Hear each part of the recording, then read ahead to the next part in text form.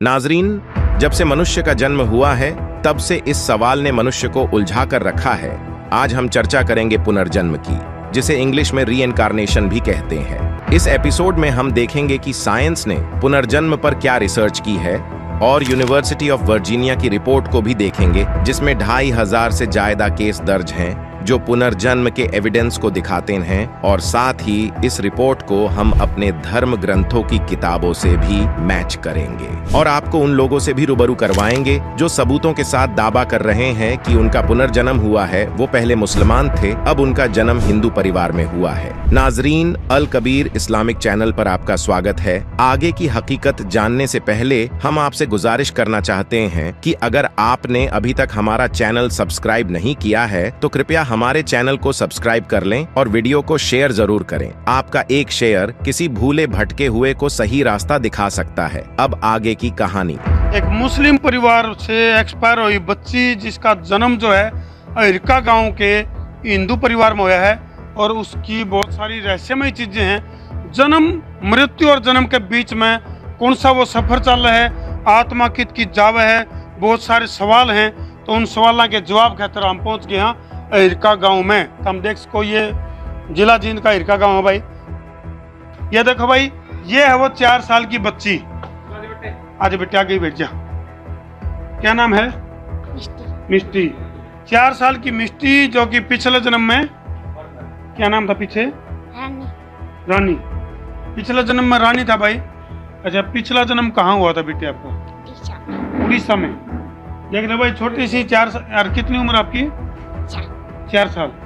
4 साल की मिष्टी, जिसको ये पता है कि भाई उड़ीसा भी कोई जगह है देश के अंदर। और आपके पापा का क्या नाम बेटा? पिछले वाले पापा जो? सलमान। ले भाई, सलमान की बेटी है। अरे ई वाले पापा का क्या नाम है? सुभाष। सलमान की बेटी ने सुभाष के घर में जन्म लिया है। आपकी मम्मी का नाम क्या बेटे, जो उड़ीसा वाली मम्मी है? समीना। और आपके भैया का नाम? आसमान। आपकी बहन का? मोड़ी। तो ये देखो भाई, बड़ा आश्चर्यजनक सा मामला है। ये 4 साल की बच्ची और न्यू पटापट बताने लग रही है अभी पिछले जन्म में उड़ीसा में इसका जन्म हुआ था। और आपके घर के आसपास कोई क्या चीज होती थी? आगे तो मंदिर। अच्छा। और पीछे स्टेडियम। अच्छा, पीछे स्टेडियम था। हाँ। अच्छा। और आपकी मम्मी जो है वो जब प्रेयर करती थी, कैसे याद करके करती थी? बताना करके। ये देखो भाई, यानी कि नमाज पढ़ी जाती थी इनके घर में। देखो, आश्चर्य की बात है कि मुस्लिम परिवार की एक लड़की, जिसका जन्म हिंदू परिवार में हुआ है। इस बात का एक बहुत बड़ा उदाहरण भी मिला है कि भाई जिस अल्लाह को, जिस खुदा को, जिस गॉड को, जिस भगवान को, जिस वाहिगुरु को हम अलग अलग नाम से जाना है, वो एक के है। ये बहुत बड़ा उदाहरण इस बच्ची ने बहुत बड़ा उदाहरण बना के दिखा दिया है। तो इसके ऊपर हमने रिसर्च करी है, काफी सारी चीजें निकल कर आई हैं। इस बिटिया का नाम, पिछला नाम क्या था आपका? रानी। पिछले जन्म में रानी और इस जन्म में मिष्टी। अच्छा, क्या खाते थे बेटे पिछले जन्म में? कौन सा फेवरेट खाना होता था आपका? फिश। मछली खा करती भाई पिछले जन्म में। और इनके घर के नहीं बोले, जब याद जमा 1.5 साल की थी तो मछली मांगने लगी। और आप खाते हो? नहीं खाते। देखो, ये चीजें हम इसलिए भी पूछ रहे हैं भाई, ताकि पुष्टि हो कि वाक्य में मिष्टी का पुनर्जन्म उड़ीसा तक लेकर और अहिरका गांव में होया है। मतलब एक्सपायर हुए। किस तरह से मौत कैसे हुई बेटे? कैसे, क्या घटना घटी थी जब आपकी मौत हुई? प्लेन में बैठे थे, प्लेन क्रैश हो गया। प्लेन क्रैश हो गया। कौन कौन थे आपके साथ? मेरे पापा। अच्छा, आपके पापा साथ में थे? पापा तो प्लेन उड़ा रहे थे।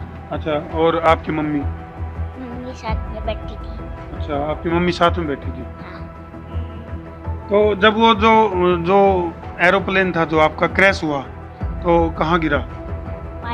पानी में। कहाँ है इसकी मम्मी? अच्छा, एक बात बताओ, क्या आपने पता था कि भाई पिंकी जो है इस तरह से पुनर्जन्म की बातें इसका याद रह जाएंगी? कब आपने बेरा पटाया कि भाई इसने पुनर्जन्म की बात याद? मतलब 8-9 महीने के ऐसे ही बोलने लगे थे, अगर शुद्ध भाषा में। अच्छा, इसके जो पिताजी हैं सुभाष जी, वो बताओ थे बोले स्केटिंग का बेरा था इसने? हाँ, बेरा था। क्या बोली है? मतलब इसका जन्मदिन था, बोले पापा मेरे खातर तो स्केटिंग ले आई है अच्छा चलाने वाले। आए स्केटिंग मंगवाए थे तूने? देख लो ये 4 साल की बच्ची है, इसने नहीं भेजा स्केटिंग क्यों है। उसके बाद जैसे बर्गर वगैरह ले आए या अखरोट ले आए थे? तो या नु बोली इसका पापा जकर बर्गर लिया है, नु बोली बोले पापा वो मछली वाला बर्गर लेकर आना था, बोले वो भरवा के। अच्छा बोले ये तो सिंपल बर्गर है, बोले ये इसमें टेस्ट तो कैसा है। बोले मेरी मम्मी तो बोले बर्गर वाला मतलब बर्गर जो बनाती थी ना हाँ मछली वाला बना। हाँ, क्योंकि उड़ीसा में उधर का खान पान ऐसा ही है। तो तम अगर मामी से तेनू पूछ ले भाई के सब्जी बनाओ ना करेगी, फिश फ्राई कर लो अच्छा या मैं बना दूं, ये तो छुटवा दिया था सुबह से आज उड़न। या मैं बना दूं काट के खाओगे या ब्रह्मा खाओगे, अच्छा मतलब मेरे पे बनवा लो जो बनवाना था मैं। अच्छा इसको बनाने का पता था? हाँ। आपसे एक बात ज़रूर कहना चाहूँगा भी इस्लाम धर्म के ऐसी कोई बात नहीं होती हमारे, ना कोई हदीस में लिखा है ना कोई कुरान में ऐसा लिखा है। लेकिन मैं जैसे बच्ची बता रही है, मैं इस चीज़ को एक चीज़ मानता हूँ भी बच्ची ये कुदरत का करिश्मा उस अल्लाह की मर्जी है भी इस बच्ची को इतना कुछ याद है। भाई साहब आपका क्या नाम है? कुलदीप दिन है जी। कुलदीप दिन। हाँ जी। तो आप मतलब मुस्लिम परिवार से बिलोंग करते हैं? मुस्लिम परिवार से जी। अच्छा जी, आपके आस पड़ोस में ही जो मिष्ठी जो बेटी है वो एक दावा करती है कि इसका पिछला जन्म मतलब मुसलमान फैमिली में था। हमारी जो बात करने का जो तरीका है वो अलग है। हो सकता हो भाई आप सलमान जब आप हो तो आप कुछ इससे बातचीत कर सको आप, तो जैसे आप एक बार इससे बातचीत करना चाहे तो कैसे क्या कुछ पूछे अगर आप बता सके तो बच्चे। तो मैं तो देखते हैं बात करके हाँ, क्या बताएंगे जी, जी, बच्चे। जी। बेटे आपका पापा का क्या नाम है? पिछले अगले हाँ जी पिछले का सलमान। सलमान। मम्मी का क्या नाम है बेटे? समीना। सबीना। भाईजान का? भाई का आसमान। आसमान। और आपकी कोई बहन भी थी, क्या नाम है उनका? मुड़ी। मुड़ी। नमाज पढ़ते थे बेटे आप? हाँ कितने टाइम की नमाज पढ़ते थे? 5 टाइम की। घर पे पढ़ते थे हाँ। ईद की नमाज? कौन पढ़ाता था आपको? दीदी। दीदी पढ़ाती थी। और आपके आसपास माहौल था, खाने पीने में क्या लेते थे मेन? फिश। फिश खाते थे। बेटे आपको याद हो आपके पापा ईद की नमाज से पहले कोई ज़कात देते थे? ऐसा कुछ होता था आपके परिवार में? होता था। क्या होता था बेटे? गरीबों को खाना देते थे। गरीबों को खाना देते थे। क्योंकि ऐसा मोमडन परिवार के अंदर ऐसा पहली बार देखा गया है। मैंने तो अपनी जो जब से होश संभाला है उस टाइम से लेकर आज तक मैंने ऐसा कोई केस नहीं देखा है। एक चीज़ और पूछो। जी जी पूछो जी। बेटे जैसे आपका इंतकाल हो गया, इंतकाल होने के बाद में तैया दसमा वगैरह होता है उधर, तैये को क्या करते हो आपको पीछे की याद है बेटे? या तो उसको सुबह की दूध देते हैं या शाम को दूध देते हैं? मरने के बाद पूछ रहा हूँ मैं, जैसे इंतकाल हो गया 1 बजे। वो तो 10वें की होगी। देखो जी जैसे ये बता रही है भी 1 बजे होती है, तो 10वें की दूध हमारे 1 बजे 1:30 बजे दुआते हैं। 2 बजे के बाद दूध फातिया होता है। तैये पे सुबह होता है जैसे इन्होंने बोला भी सुबह करते। तो इन चीज़ों से मैं थोड़ा सहमत हूँ भी, ये मोमडन परिवार से संबंध है ये। बिल्कुल है।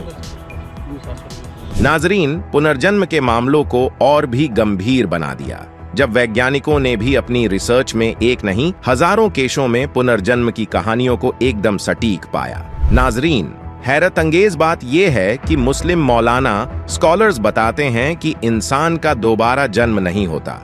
हम नहीं मानते पुनर्जन्म को, और आसमानी किताबों, कुरान मजीद और वेदों में भी कहीं भी प्रमाण नहीं है कि पुनर्जन्म होता है। लेकिन नाजरीन, जब आप हमारी इस वीडियो को देखेंगे तो आपके होश फाख्ता हो जाएंगे। इस वीडियो में हम पुनर्जन्म को 3 स्टेप्स में जानेंगे। पहला, क्या विज्ञान पुनर्जन्म को मानता है? क्या पुनर्जन्म के केसों पर वैज्ञानिक रिसर्च हुई है? दूसरा, पुनर्जन्म के विषय पर हमारे मजहब के मौलानाओं और स्कॉलर्स का क्या कहना है? तीसरा, धार्मिक ग्रंथों जैसे पवित्र कुरान, पवित्र वेद, गीता जी में पुनर्जन्म के बारे में क्या बताया गया है? नाजरीन, भारत सहित दुनिया भर में पुनर्जन्म की हजारों घटनाएं हैं। जिनको ज्यादातर लोग सच मानते हैं, वीडियो ज्यादा बड़ी न हो जाए, इसलिए आपको समझाने के लिए हम सिर्फ 2 घटनाओं का जिक्र करेंगे और इन दोनों केसों की जांच इंटरनेशनल लेवल पर हो चुकी है। पहली शांति देवी की पुनर्जन्म की घटना और दूसरी ऐसे हिंदू लड़के की घटना जो अपने पिछले जन्म में मुसलमान था। नाजरीन, इन घटनाओं को जानने से पहले जिन्होंने इनकी जांच की उनके बारे में जानते हैं। विश्व भर में फैले ऐसे कई वैज्ञानिक हैं जिन्होंने पुनर्जन्म पर रिसर्च की और उन पर अनेकों किताबें भी लिखी गई हैं। इनमें सबसे विख्यात हैं university of Virginia school of medicine में 50 वर्षों तक बतौर MD काम कर चुके डॉक्टर इयन स्टीवनसन, जिन्हें 1964 में जीरोक्स प्रक्रिया के आविष्कारक मिस्टर चेस्टर कार्लसन ने पुनर्जन्म पर रिसर्च करने के लिए $10 लाख दिए थे, और डॉक्टर स्टीवनसन ने पूरे दुनिया भर में घूमकर पुनर्जन्म की हजारों घटनाओं को उजागर किया जो पुनर्जन्म को बड़ी ही स्पष्टता से सिद्ध करती हैं। इयन स्टीवनसन ने साल 1966 में 20 केसेस सजेस्टिव ऑफ रीइंकार्नेशन के नाम से एक बुक लिखी, जिसमें इन्होंने 20 ऐसी पुनर्जन्म की सच्ची घटनाओं का वर्णन किया है जिनकी जांच ये खुद कर चुके हैं। इन 20 घटनाओं में से 2 घटनाएं भारत की भी थी। पहली घटना शांति देवी की थी, जो पूरे देश में बहुचर्चित हुई, जिसे इंटरनेट पर आप Shanti Devi reincarnation story type करके सर्च कर सकते हैं। और दूसरी घटना ऐसे हिंदू बच्चे की थी जो अपने पिछले जन्म में मुसलमान था। इस बच्चे ने अपने पिछले जन्म के बारे में बारीक से बारीक चीजों के बारे में बताया था, जिसके कारण भारत की फेमस फिजियोलॉजिस्ट सतवांत पसरिचा ने भी इस केस को अपनी बुक में लिखा है। नाजरीन, पुनर्जन्म की ये सच्ची घटना मुशीर अली नाम के एक मुस्लिम लड़के की है, जो अपने परिवार के साथ उत्तर प्रदेश के लखनऊ में एक काकोरी नाम के कस्बे में रहता था। मुशीर अली के पिता का नाम फकीर हैदर अली था। मुशीर अली पिता फकीर हैदर अली की दूसरी पत्नी नाजिमा के सबसे बड़े बेटे थे। फकीर हैदर अली, जो कि धार्मिक गीत गाकर भिक्षा मांगते थे। अपने परिवार में मुशीर अली ही इकलौता कमाने वाला था, जो बाजार से सब्जियां और फल बेचकर अपने परिवार का गुजारा करता था। 30 जून 1980 की सुबह को मुशीर अली बाजार से घोड़ा तांगा यानी घोड़ा गाड़ी में आम भरकर ले जा रहा था। एक ट्रैक्टर ने उसे और उनकी आम से भरी गाड़ी को टक्कर मार दी, जिससे मुशीर अली के शरीर के राइट साइड हिस्से की पसलियों में गंभीर फ्रैक्चर हो गया और उसकी मौके पर ही मौत हो गई। यह जानलेवा हादसा काकोरी से लखनऊ जाने वाली सड़क पर बाजनगर गांव से आधा किलोमीटर दूर हुआ। मौत के समय मुशीर अली की उम्र 25 वर्ष थी। नाजरीन, मुशीर अली की मौत के ठीक 1 साल बाद ही यानी कि सन 1981 में मुशीर अली का पुनर्जन्म उत्तर प्रदेश के लखनऊ जिले के बाजनगर गांव में हुआ। अब मुशीर अली का जन्म एक हिंदू परिवार में हुआ। यहाँ पर इनके पिता का नाम गुरु प्रसाद और माँ का नाम विश्वना था और इनका नाम नरेश रखा गया। नरेश बर्थ डिफेक्ट के साथ पैदा हुआ था, जिसके शरीर पर राइट साइड की पसलियों पर गहरा निशान था। ये निशान ठीक वही जगह था जहां पर मुशीर अली की पसलियों में फ्रैक्चर हुआ था। जन्म के 1 साल बाद नरेश ने बोलना शुरू कर दिया। तब नरेश अपनी 1 साल की उम्र में काकोरी काकोरी बार बार बोलता रहता था। नाजरीन, ये वही जगह थी जहां पर मुशीर अली का जन्म हुआ था, पर नरेश के इन शब्दों पर किसी ने ध्यान नहीं दिया क्योंकि वो छोटा था। जब नरेश 2 साल का हुआ तब नरेश घुटने टेक कर यानी नमाज पढ़ने की पोजीशन में देखा गया। कुछ समय तो नरेश के माता पिता इस चीज को समझ नहीं पाए, पर नरेश इस नमाज की पोजीशन को बार बार दोहराता था। इसके अलावा नरेश घोड़ा गाड़ी चलाने का खेल खेलता था। नरेश खाट में रस्सी बांधता और ऐसी आवाज करता जैसे कि वह घोड़े को आगे बढ़ने का निर्देश दे रहा हो। काकोरी का वह फकीर हैदर अली, जो मुशीर अली का पिता था, भिक्षा मांगकर अपने परिवार का भरण पोषण करता था। प्रत्येक गुरुवार को बाजनगर और नरेश के घर आता था। जब नरेश ने चलना सीख लिया तो वह फकीर के पीछे पीछे अगले 2-3 घरों तक जाता और फिर अपने घर लौट आता। हालांकि नरेश के माता पिता ने फकीर को भिक्षुक के लिए हिंदू शब्द बाबा से संबोधित करने के लिए कहा था, लेकिन नरेश उन्हें अब्बा के रूप में संबोधित करता था। नाजरीन, अगस्त 1987 तक जब नरेश लगभग 6 वर्ष के थे, तब वह बार बार कहते थे कि वह काकोरी से मुस्लिम थे। एक दिन जब उसने फकीर को देखा तो उसने उसे फिर अब्बा कहा और उससे पूछा, क्या तुम मुझे नहीं पहचानते? मेरे घर में 5 नीम के पेड़ हैं। मुझे एक ट्रैक्टर ने टक्कर मार दी थी। उसने फकीर से उसे घर ले जाने के लिए कहा। भ्रमित फकीर ने उसका अनुरोध अस्वीकार कर दिया, क्योंकि फकीर हैदर अली मुस्लिम होने के कारण पुनर्जन्म पर विश्वास नहीं करते थे। अगली सुबह नरेश ने अपनी मां को मजबूर किया कि वह उन्हें काकोरी में फकीर हैदर अली के घर ले जाएं। नरेश ने खुद काकोरी में अपने घर का रास्ता बताया। वहां नरेश ने फकीर हैदर अली को फिर से मेरे अब्बा कहा और उसने फकीर हैदर अली की पत्नी नाजिमा को अम्मी कहा। उन्होंने मुशीर के भाइयों और एक बहन को भी पहचान लिया जो अपने पति के साथ मौजूद थी, जिसे उन्होंने अपने नाम से बुलाया, मोहम्मद इस्लाम। उसने नजीमा से पूछा, मेरा छोटा भाई नसीम कहाँ है? जब उसने उसे बताया कि वह सो रहा है तो नरेश उसके पास गया और उसे जगाया। जैसे ही नसीम अपने होश संभालने की कोशिश कर रहा था, नरेश ने उसे गले लगा लिया और चूमना शुरू कर दिया। जब नरेश से पूछा गया कि उसके कितने भाई बहन हैं, तो उसने जवाब दिया, 5 भाई 6 बहनें। बहनों में से एक सौतेली बहन है। यह उस समय के संबंध में सही था जब मुशीर जीवित थे। जब नजीमा ने मुशीर की मौत के 3 महीने बाद पैदा हुई अपनी 6 साल की बेटी सबिया की ओर इशारा करके पूछा कि वह कौन है, तो नरेश ने जवाब दिया, वह उस समय आपके पेट में थी। नरेश ने घर के अंदर 5 धातु के सूटकेस में से मुशीर के सूटकेस की भी सही पहचान की और खोलने से पहले उसमें रखे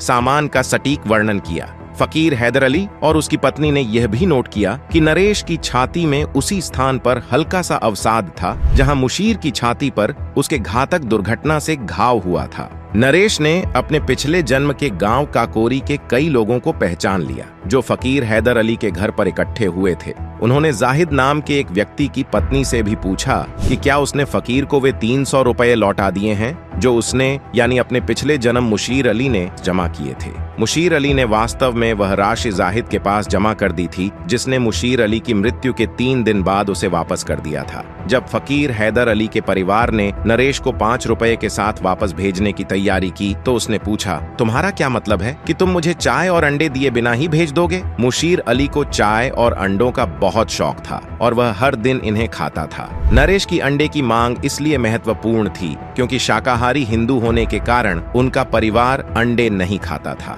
नाजरीन, फकीर हैदर अली जो नरेश के पिछले जन्म के पिता थे, पहले पुनर्जन्म पर विश्वास नहीं करते थे, लेकिन नरेश की बहुत सारी चीजों की सटीक जानकारी, जैसे नरेश ने अपने पिछले जन्म का बैंक अकाउंट नंबर भी बता दिया था, को देखकर फकीर हैदर अली और उनके परिवार ने भी माना कि अपने पिछले जन्म के बेटे मुशीर अली का पुनर्जन्म नरेश के रूप में हुआ है। इस घटना के बाद से फकीर हैदर अली और उनका परिवार भी पुनर्जन्म पर विश्वास करने लग गया। नाजरीन, इस पूरी घटना को भारत की फेमस फिजियोलॉजिस्ट डॉक्टर सतवांत पासरिचा ने अपनी बुक में लिखा है जिसका नाम है can the mind survive beyond death. इस किताब के पेज नंबर 159 से लेकर 161 तक डॉक्टर सतवांत पासरिचा ने इस घटना का उल्लेख किया है और साथ ही 1990 में पब्लिश की गई अमेरिका की यूनिवर्सिटी ऑफ वर्जीनिया की एक बुक में भी इस घटना का वर्णन किया गया है, the journal of scientific exploration. इस बुक की PDF को हमने डिस्क्रिप्शन बॉक्स में डाल दी है, आप चाहें तो इस बुक को पढ़ सकते हैं। नाजरीन, कई पुनर्जन्म केसों को अदालतों ने भी ठीक माना है और सबूतों के आधार पर उसके पिछले जन्म में की गई हत्या के आरोपी को भी सजा दी है।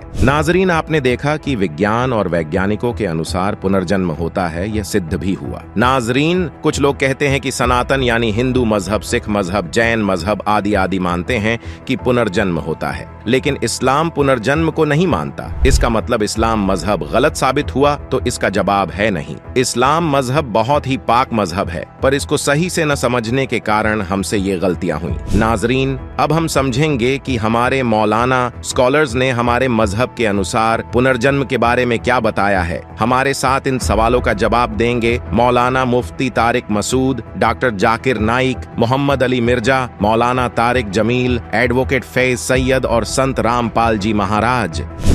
सिख धर्म में पुनर्जन्म माना जाता है, हिंदू धर्म में भी पुनर्जन्म माना जाता है। क्या इस्लाम धर्म इसको मानती है? मेरे जिस्म का दिया गया नाम डॉक्टर वर्मा है और मैंने कुरान शरीफ भी पढ़ी है, बाइबल भी पढ़ी है और वेद बात की थोड़ा सा अध्ययन किया है।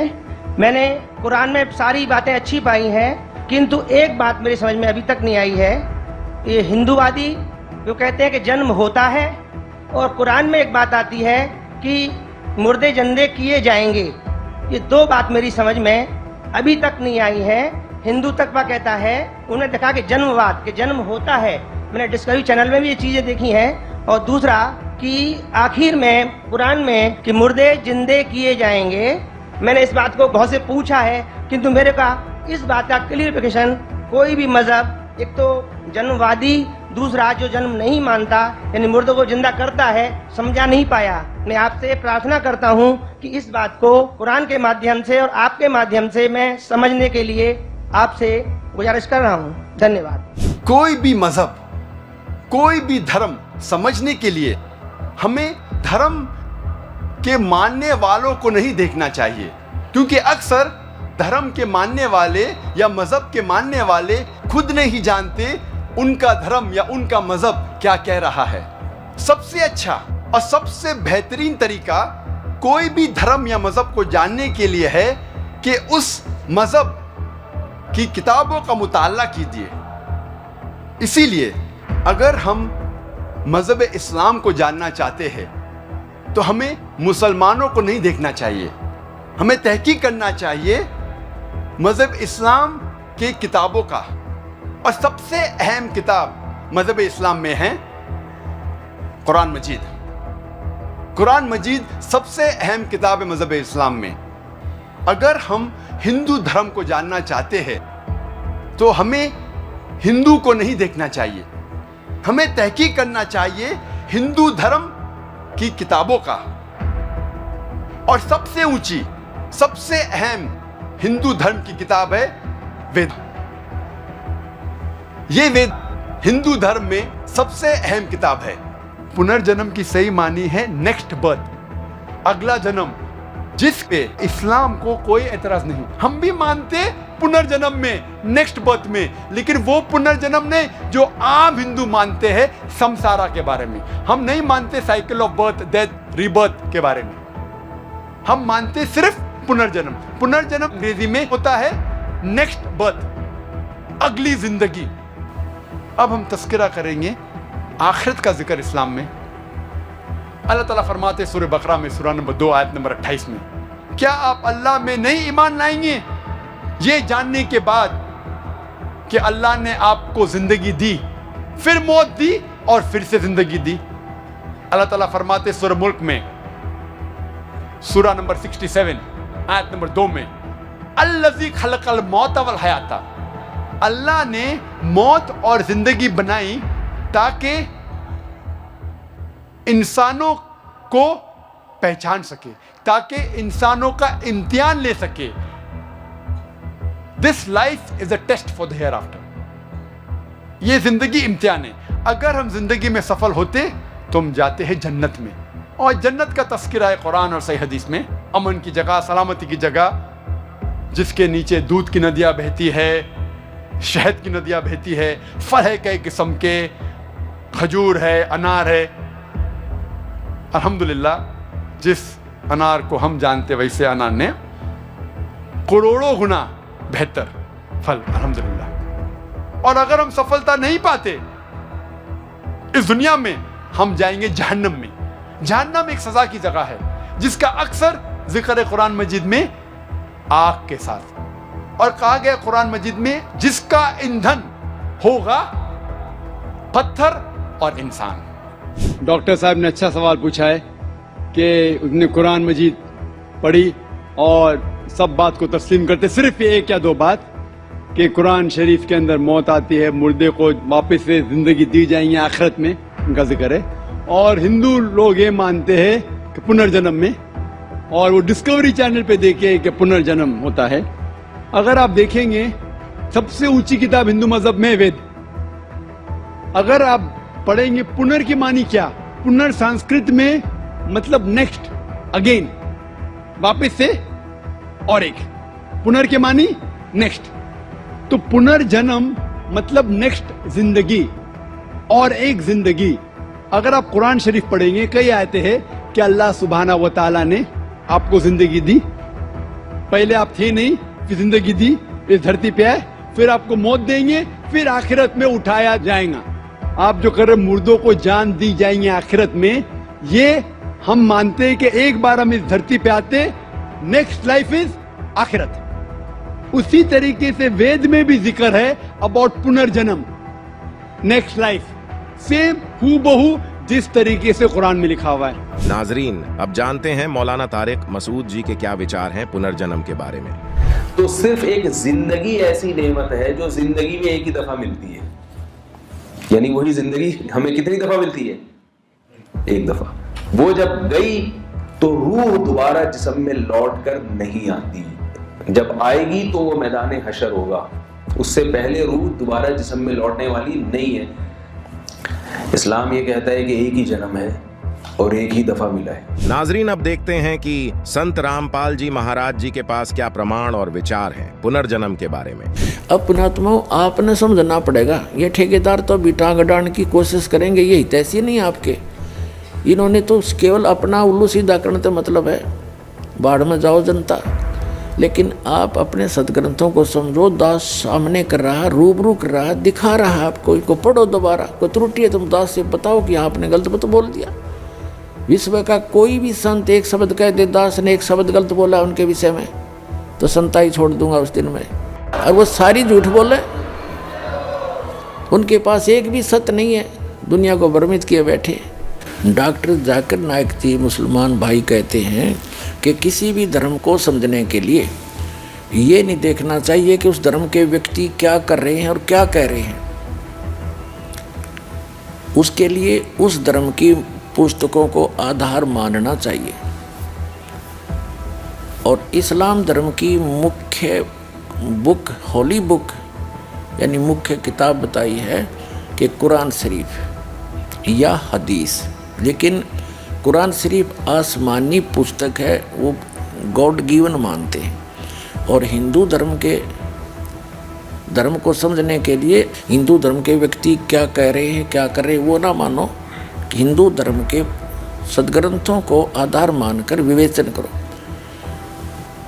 तो दास डॉक्टर जाकिर नाइक जी से प्रार्थना करता है, आपने तो केवल सदग्रंथों की झलक दिखाई और ये दास दिखावेगा उन सदग्रंथों के अंदर की सच्चाई जो आज तक तेरे समझ में नहीं आई, और आप भी देख लेना जाकिर भाई। आइए इसी आधार पर दोनों धर्मों की पुण्य पुस्तकों के होली बुक को पुनः देखते हैं। अब पुनर्जन्म के बारे में वो नहीं मानते। वो क्या कहते हैं कि एक बार आप पैदा हो गए, आपकी मृत्यु जैसी भी उस भगवान ने निर्धारित कर रखी है वो हो जाएगी। उसके बाद आप कब्रों में दबा दिए जाओगे, ठीक है। और जब कयामत आवेगी, यानी कयामत माने महाप्रलय होगी, पृथ्वी भी नहीं रहेगी, सारा कुछ नाश हो जाएगा, आकाश भी नहीं रहेगा। उस समय आप सभी को उन कब्रों से निकाला जाएगा और फिर जीवित किया जाएगा। जिन्होंने कुरान शरीफ के ज्ञानदाता की आज्ञा का पालन किया और उसके अनुसार भक्ति साधना उपासना करते रहे, वो तो जाएंगे जन्नत में। और जिन्होंने आज्ञा का पालन नहीं किया, जो विमुख रहे और बकवाद करते रहे, वो जाएंगे नरक में। स्वर्ग को कहते हैं वो जन्नत यानी बहिश्त, और नरक को कहते हैं दोजख। तो सदा के लिए फिर कोई जन्म नहीं होगा, इनका मानना है। किनका? मुसलमान भाइयों का। ये दोष मुसलमान भाइयों का नहीं है, उनके कुरान शरीफ के पढ़कर सुनाने वालों की गलती रही है, वो समझ नहीं सके। जैसे पवित्र बाइबल के अंदर जो वर्णन है, परमात्मा निराकार है, उसको स्पष्ट लिखा है प्रथम ही उत्पत्ति में, और आज तक सब उसको निराकार बता रहे। तो वो उस ईसाई धर्म और यहूदी धर्म के व्यक्तियों का दोष नहीं है, उसके पढ़ने वालों की त्रुटि है। कुरान शरीफ के अंदर जो गूढ़ रहस्य है उसको ना समझकर जो मुसलमान धर्म के सभी लोग भ्रमित हैं, वो उनका दोष नहीं है, वो उन मुल्ला और काजियों का है जो उनको समझ नहीं सके, ढंग से समझा नहीं सके। अब इन्होंने तो फाइनल कर दिया कि जो जन्म ईब ताप का हो गया और मृत्यु हो जाएगी, कब्र में दबा दिए बस। उसके बाद कभी कयामत आवेगी, आखिरत आवेगी। आखिरत माने अंत आवेगा, तो उस समय सबको एक वचन से वो अल्लाह जीवित कर देगा। और फिर स्वर्ग में जाने वाले स्वर्ग में जाओ, नरक में जाने वाले नरक में, फाइनल कर दिया। फिर कभी कुछ नहीं होगा।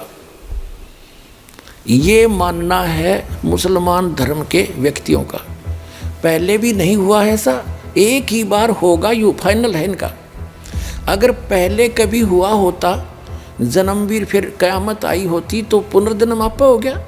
तो ये मानते नहीं पुनर्जन्म को, बिल्कुल नहीं मानते। पुनर्जन्म, पुनर्उत्पत्ति का कुरान शरीफ के अंदर आपको ज्ञान देते हैं, दिखाते हैं। पवित्र कुरान शरीफ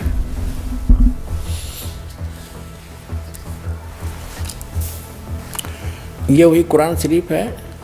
और ये देखिएगा शेरवानी संस्करण है, प्रकाशक लखनऊ किताबघर, मौसम बाग, सीतापुर रोड। इतने ये 1969 की छपी हुई है, आज की नहीं, 1969 की अनुवादित है। वही अनुवाद आज तक चल रहा है। ये देखिएगा, ये 17वां संस्करण 2008 में, कॉपीराइट अधिकार।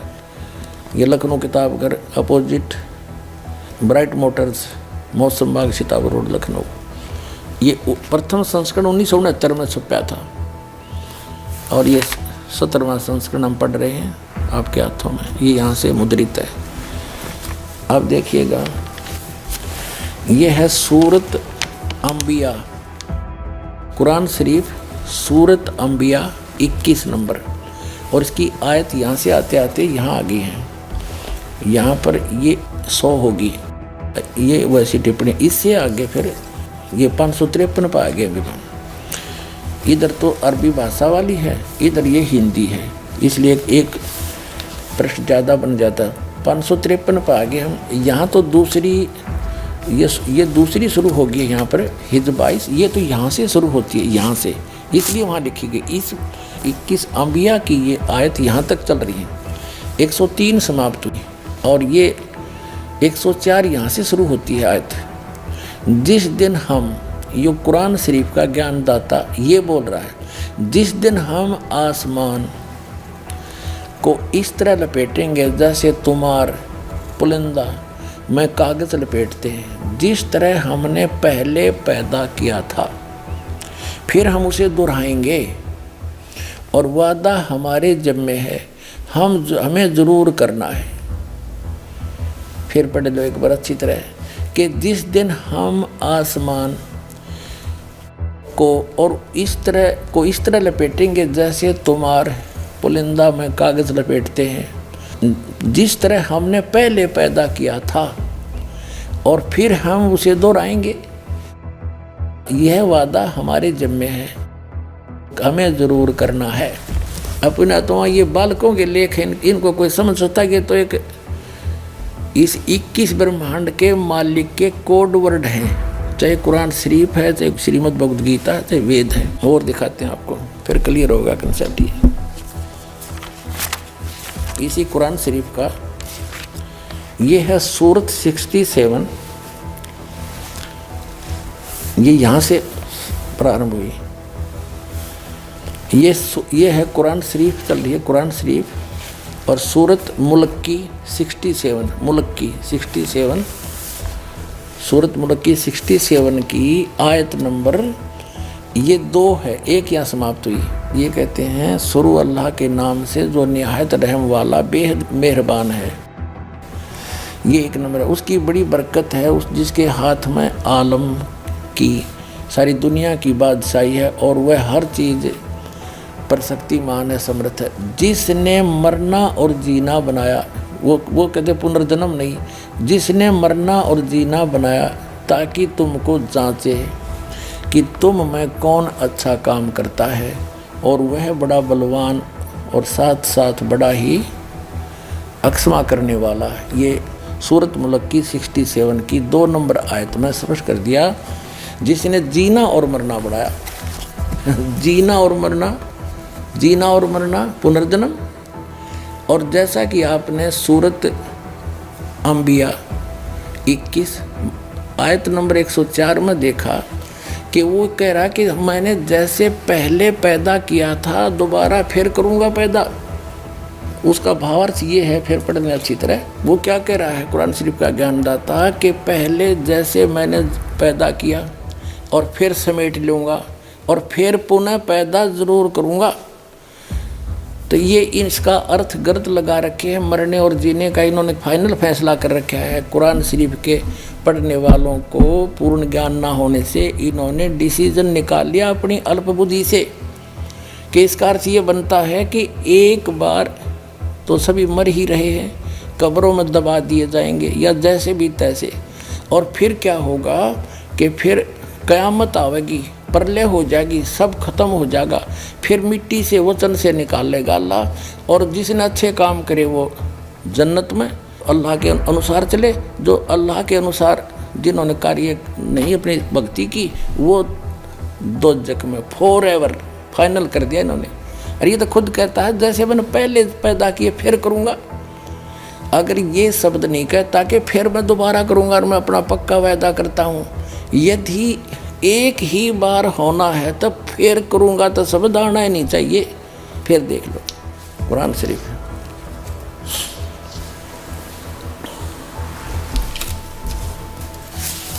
ये वही किताब है कुरान शरीफ। फिर दोबारा दिखाते हैं आपको।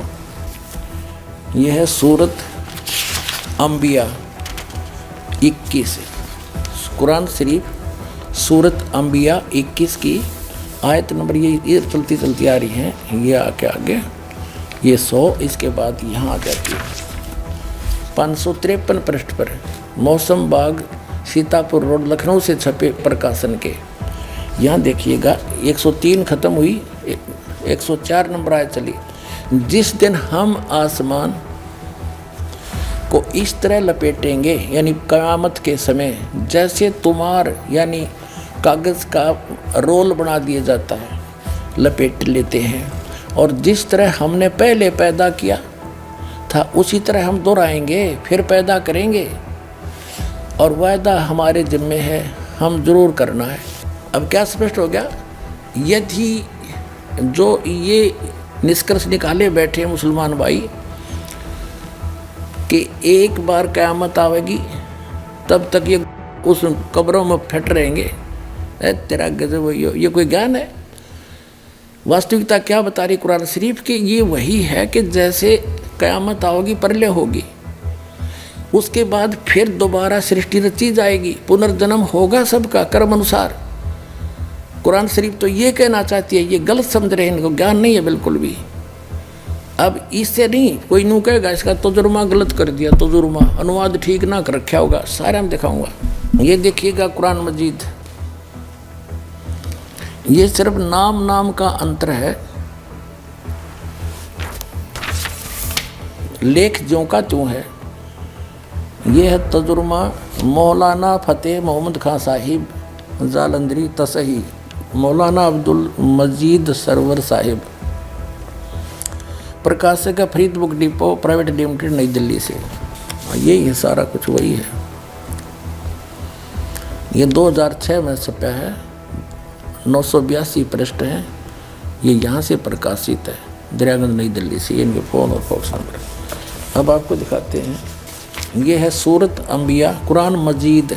नाम ना बदल रखा, शरीफ कहो चाहे मजीद कहो, कोई अंतर नहीं है। सूरत अंबिया 21। अब यहाँ आ जाते हैं हम आगे अगले पृष्ठ पे, 104 आयत पर पहुँचे। यहाँ पर दूसरी शुरू हो जाती है हज, लेकिन ये होती यहाँ से शुरू, इसलिए वहाँ लिख दिया जाता ये हज वाली, लेकिन ये चल रही है अंबिया 104।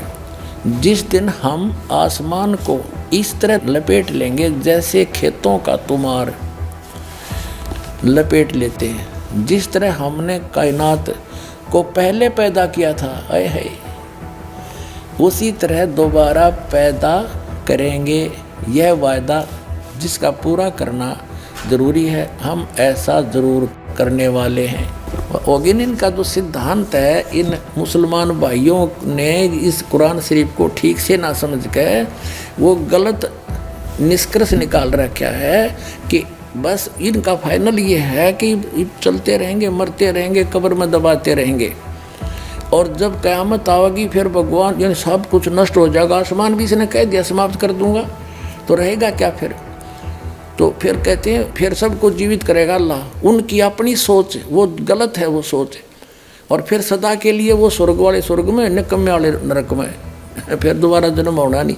और ये कहते हैं इस कायनात को पहले की तरह मैं फिर से उत्पन्न करूँगा, फिर पैदा करूँगा, ये मेरा पक्का वायदा है। एक और दिखाता हूँ, ये देखिएगा, एक और कुरान इसके अनुवाद दिखाता हूँ आपको, ये देखिएगा। ये मुख्तसर तफसीर एहसनुल बयान तर्जमा मौलाना मोहम्मद जूनागढ़ी, तफसीर हाफिज़ सलाहुद्दीन यूसुफ, हिंदी तर्जमा व तरतीब मोहम्मद ताहिर हनीफ, और ये दारुसलाम प्रकाशक वितरक। इसमें इन्होंने अपने हिसाब से कर रखे, यहाँ से उल्टी साइड से चला है, यहाँ से चले हैं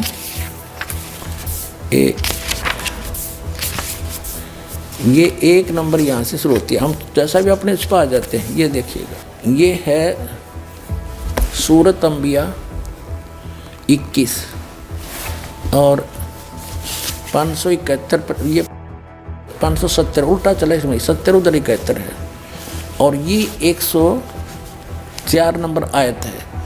जिस दिन हम आकाश को इस तरह लपेट देंगे जिस तरह रोल के कागज़ पंजिका लपेट दिए जाते हैं, और हमने पहली बार पैदा किया था उसी तरह दोबारा करेंगे। यह हमारा मजबूत वादा है और यह हम ज़रूर करके रहेंगे। ठीक हो गया, जिस तरह हमने पहले पैदा किया था उसी तरह फिर करेंगे। अब जैसे आपने ये कुरान शरीफ फिर दिखाते हैं आपको, ये कुरान शरीफ वही है,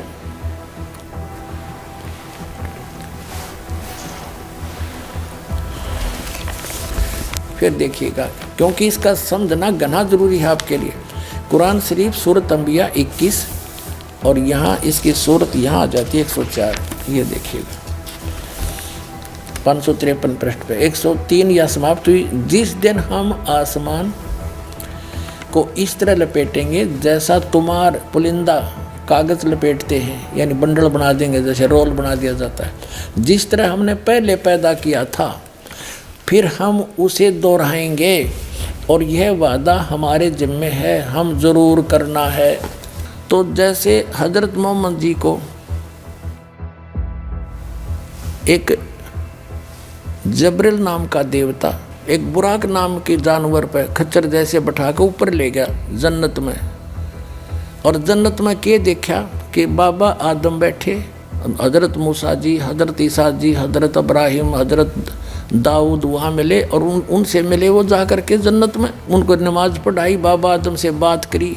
तो बाबा आदम और कैसे पहुँच गए, वो तो कब्र में रहने चाहिए थे, क़यामत आई नहीं है अभी। नाजरीन, अब जानते हैं हजरत मोहम्मद जी की मेराज की यात्रा की कहानी, इस्लामिक मौलानाओं और स्कॉलर्स की जुबानी। अब इस सफ़र की कैफियत क्या रही और इसमें क्या हुआ वो भी आपके सामने रख देता हूँ, ताकि बहुत सारी जो बातें उलझने या गलत फहमी होती है वो भी दूर हो जाए हमारे जहनों से। ठीक, कुछ लोगों की गलत फहमी ये होती है कि आप सल्लल्लाहु अलैहि वसल्लम ने मेराज रूहानी सफ़र किया या जिस्मानी सफ़र किया।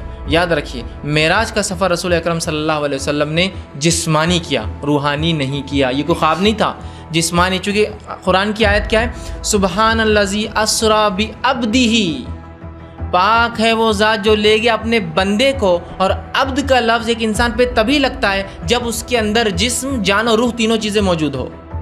आप आगे बढ़े तो एक बुजुर्गवार शख्सियत उस आसमान पर बैठी थी, पहला आसमान, फर्स्ट फेज। आपने देखा और कहा, जिब्राइल ये बुजुर्ग शख्स कौन है? तो कहा, मोहम्मद सल्लल्लाहु अलैहि वसल्लम, ये आपके और इंसानियत के बाप आदम अलैहिस्सलाम है। आप सल्लल्लाहु अलैहि वसल्लम फरमाते हैं वो एक बुजुर्ग शख्सियत थे और मैंने देखा, मैं उनके नज़दीक गया, मैंने उन्हें सलाम किया। उन्होंने कहा, अय प्यारे बेटे, खुश आमदीद, वेलकम, खुश आमदीद तुम्हारी, वेलकम तुम इस आसमान पर लाए। उसके बाद आपने फरमाते हैं, मैंने आदम अलैहिस्सलाम को देखा, वो जब अपने सीधे हाथ की तरफ देखते हैं तो खुश होते हैं, उल्टे हाथ की तरफ देखते हैं तो रंजीदा हो जाते हैं, रोते हैं, गमज़दा हो जाते हैं। मैंने कहा, जिब्राइल ये क्यों इस तरह से सीधे हाथ की तरफ देखते हैं खुश होते हैं, उल्टे की तरफ देखते हैं रंजीदा हो जाते हैं? तो कहा, ए मोहम्मद सल्लल्लाहु अलैहि वसल्लम, आदम अलैहिस्सलाम के सीधे हाथ की तरफ उन्हें वो उनकी औलाद दिखाई जाती है जो जन्नत में जाने वाली है, तो देखकर आप खुश हो जाते हैं। और कोई भी बाप खुश होंगे बच्चों की कामयाबी देखकर। लेकिन जब आपको वो लोग दिखाए जाते हैं जो आपकी नस्ल से होंगे, आपकी औलाद से होंगे, लेकिन शिर्क और कुफ्र और निफाक और अल्लाह का इनकार करने की वजह से आखिरत में जहन्नुम जाने वाले, गमज़दा हो जाते हैं। आप कहते हैं मैं वहाँ से जब दूसरे आसमान पर गया तो मैंने 2 शख्सियात को देखा। मैंने पूछा ऐ जिब्राइल ये दोनों कौन हैं? इससे भी पता चलता है नबी अकरम सल्लल्लाहु अलैहि वसल्लम को इल्म गैब नहीं था। आप बार बार पूछ रहे ये कौन है, ये कौन है, ये कौन है, ये कौन है। तो कहा है मोहम्मद सल्लल्लाहु अलैहि वसल्लम इसमें से जो एक है वो याहिया इब्न ज़करिया है। याहिया इब्न ज़करिया मतलब याहिया अलैहिस्सलाम है जो ज़करिया अलैहिस्सलाम के बेटे थे। और दूसरा कहा गया ये ईसा इब्न मरियम है अलैहिस्सलाम। तीसरे आसमान की तरफ जब आप बढ़े मैंने पूछा जिब्राइल ये कौन इंसान है? तो कहा ये यूसुफ इब्न याकूब अलैहिस्सलाम है। यूसुफ अलैहिस्सलाम सलाम हूँ आपने कहा है प्यारे बेटे ए नबी अल्लाह के, आओ आपका खुशामदीद वेलकम। और इब्राहिम अलैहिस्सलाम ने आपको वेलकम किया, आपका इस्तकबाल किया। और एक रिवायत में आता है कि इब्राहिम अलैहिस्सलाम वहाँ जब आपसे मिले वो बैठे हुए थे और जिस जगह इब्राहिम अलैहिस्सलाम 7वें आसमान पर रहते हैं वहाँ एक बैतुल मामूर एक घर भी अल्लाह का याद रखिए। जिस तरह से काबा दुनिया में घर है तो वैसे ही 7वें आसमान पर इसी काबे की सीध में एक और घर है आसमान पे, उसको बैतुल मामूर कहते हैं। तफसीलात आगे आएंगी बैतुल मामूर की। तो आप फरमाते मैंने इब्राहिम अलैहिस्सलाम को वहाँ पाया और वहाँ एक घर था जैसा काबा है दुनिया में और फरिश्ते उसका तवाफ़ करते थे जैसा हम तवाफ़ करते हैं। और एक वक्त में 70,000 फरिश्ते उसका तवाफ़ करते थे और उसके बाद जब निकल जाते थे तो क़यामत तक उनकी दूसरी बारी नहीं आने वाली है। मतलब फ़रिश्तों की तादाद कितनी है कि एक फ़रिश्ता जब एक बार बैतुल मामूर का तवाफ़ कर लेता है तो क़यामत तक उसको नेक्स्ट चांस नहीं मिलने वाला है। इस दौरान एक वाक़या आपसे फरमाते हैं कि मैं एक जगह से गुज़रा और जन्नत की ये आसमानों की सैर कराने के बाद मुझे जन्नत और जहन्नुम की भी सैर कराई गई। उसी रात जन्नत और जहन्नुम की भी सैर कराई गई। जैसे मैं एक जन्नत के पास से गुज़रा और जब उस जन्नत के पास से गुज़रा तो उस जन्नत के बाहर एक झील थी। उस झील के अंदर एक हूर बैठी थी और उस हूर पर जब मैंने नज़र डाली तो उसकी पिंडली जो निचला हिस्सा होता है पैर का, उसकी पिंडली के अंदर हड्डी और हड्डी के अंदर गुदा और गुदे के अंदर जो नसें होती है वो तक दिख रही थी। इतनी खूबसूरत थी कि जैसे ट्रांसपेरेंट। आपने चेहरा फेर लिया और आगे चलेगा तो ये वाक़या मिलता है। आपको जन्नत भी दिखाई गई, उसमें आपको जहन्नुम भी दिखाई गई। आप एक जगह अगर आप फरमाते मुझे जहन्नुम दिखाई गई और एक शख्स था जो ज़्यादा हंसता ना था और जहन्नुम नीचे है गड्ढे के अंदर, याद रखिए जहन्नुम नीचे जन्नत ऊँची है, तो वो अंदर जो है ईंधन डाल रहा था जिससे वो जहन्नुम और भड़क रही थी, वो और डालता और भड़कती। मैंने पूछा ए जिब्राइल ये कौन है? ये शख्स तो ज़्यादा हंसता भी नहीं है। तो कहा ये मालिक है, ये जहन्नुम का दारोगा है। एक रिवायत में आपने फरमा मैंने कुछ लोगों को देखा उनके नाखून जो है पीतल के थे या तांबे के थे और वो अपने चेहरों को नोचते और पूरे जिस्म को नोचते। मैंने कहा जिब्राइल ये कौन लोग हैं, क्या करते, ये क्या नोच रहे? तो कहा मोहम्मद सल्लल्लाहु अलैहि वसल्लम ये आपकी कौम के वो लोग हैं जो गीबतें किया करते थे लोगों की। तो गीबत में लोगों की इज़्ज़त उछलती है ना, ये लोगों की इज़्ज़तें उछाला करते थे। अब आखिरत में ये अपनी इज़्ज़त उछाल रहे हैं, मुंह पे वो करना और सीनों को सब फाड़ेंगे नाखूनों से, ठीक है। और बहरहाल बहुत सारी रिवायतें जिसमें मेराज में आपने जन्नत और जहन्नुम की कुछ सीन देखे, तमाम को लेना बहरहाल मुमकिन भी नहीं इतने कम वक्त में। हमारे महबूब सल्लल्लाहु अलैहि वसल्लम के 3 मोअज़ात ऐसे हैं जिनका जिक्र कुरान में आया। तो ये है अल इसरा, और फिर वहां से आप सल्लल्लाहु अलैहि वसल्लम को एक बुराक पे सवार करके आसमानों का सफर करवाया गया 7वें आसमान तक। तो ये जिस्मानी प्लस रूहानी एक्सपीरियंस है। और फिर आप अलैहिस्सलाम को आसमानों की सैर करवाई गई। पहले आसमान पे आदम अलैहिस्सलाम से मुलाकात हुई, दूसरे पे हजरत याहिया और ईसा से, तीसरे पे यूसुफ अलैहिस्सलाम से, चौथे पे इदरीस अलैहिस्सलाम से, 5वें पे हारून अलैहिस्सलाम से, 6ठे पे मूसा अलैहिस्सलाम से और 7वें पे हमारे जद्द अमजद सैयदना इब्राहीम खलीलुल्लाह अला नबीना वालेस्सलातु वस्सलाम से मुलाकात हुई। उसके बाद आप अलैहिस्सलाम को जन्नत और दोज़ख भी दिखाई गई। पहला आसमान, दूसरा, तीसरा, चौथा, 5वां, 6ठा, 7वां। पहला आसमान आदम अलैहिस्सलाम मेरे बेटे आ गए, मेरे भाई आ गए, नबी आ गए। जिब्रील के साथ आपने कुछ मनाजिर देखे, आपने मुख्तलिफ मनाजिर, जन्नत को देखा, जहन्नम को देखा, जन्नत की नेमतें, जहन्नम के अज़ाब, मुख्तलिफ जगहों से गुजरते हुए आपने देखा। एक शख्स सोया हुआ है और एक फरिश्ते के हाथ में पत्थर है, वो उसके सर के ऊपर मारता है तो उसका सर कीमा हो जाता है। आपने फरमाया ये कौन है? कहा ये वो है जो इशा की नमाज पढ़े बगैर सो जाता था, जो इशा की नमाज पढ़े बगैर सो जाता था। फिर आपने देखा कुछ लोग हैं जो उल्टे लटके हुए हैं, मर्द औरत नंगे और नीचे से आग उनको जला रही। आपने फरमाया ये कौन है? कि ये वो हैं जो रोज़ा छोड़ देते थे, जो रोज़ा नहीं रखते थे। काम छोड़ देना, थोड़े कर लेना, काम थोड़ा कर लो। इन यूनिवर्सिटी वालों से कहता हूँ पढ़ाई थोड़ी कर दो बच्चों की। आपसे कहता हूँ अपने काम थोड़े कर दो, अपने नौकरों की ड्यूटी थोड़ी कर दो। सबको रोज़े के लिए तैयार करो, खुद रोज़ा रखो, गर्मी बर्दाश्त करो, भूख बर्दाश्त करो, प्यास बर्दाश्त करो। अल्लाह क़यामत के दिन की गर्मी से बचाएगा, भूख से बचाएगा, प्यास से बचाएगा। तो आपने एक तंदूर देखा, तंदूर बहुत बड़ा, उसमें नंगे मर्द और नंगी औरतें और उनकी चीखों पुकार और आग के शोले उनको यूं उठाते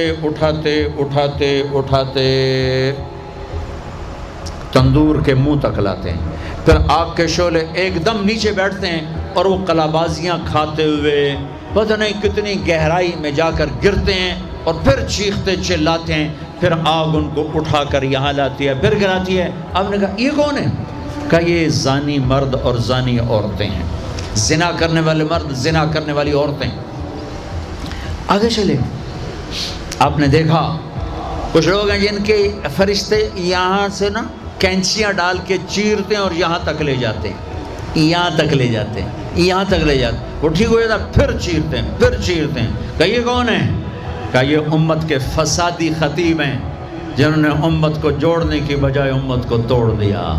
आगे चले और एक खौफनाक मंजर देखा। आपने देखा कुछ लोग हैं जिनका धड़ इंसानों वाला है, चेहरा सूअर जैसा है। आपने कहा ये कौन है? जिब्रील ने कहा झूठी गवाही देने वाले हैं। मेरे नबी आंखों से देख कर आए हैं, देख कर आए हैं। फिर आपने खौफनाक फरिश्ता देखा जो ऐसे संजीदा बैठा है। आपने कहा ये कौन है? कहा ये जहन्नुम का फरिश्ता मालिक। फिर एक हसीन मुस्कुराता चेहरा देखा।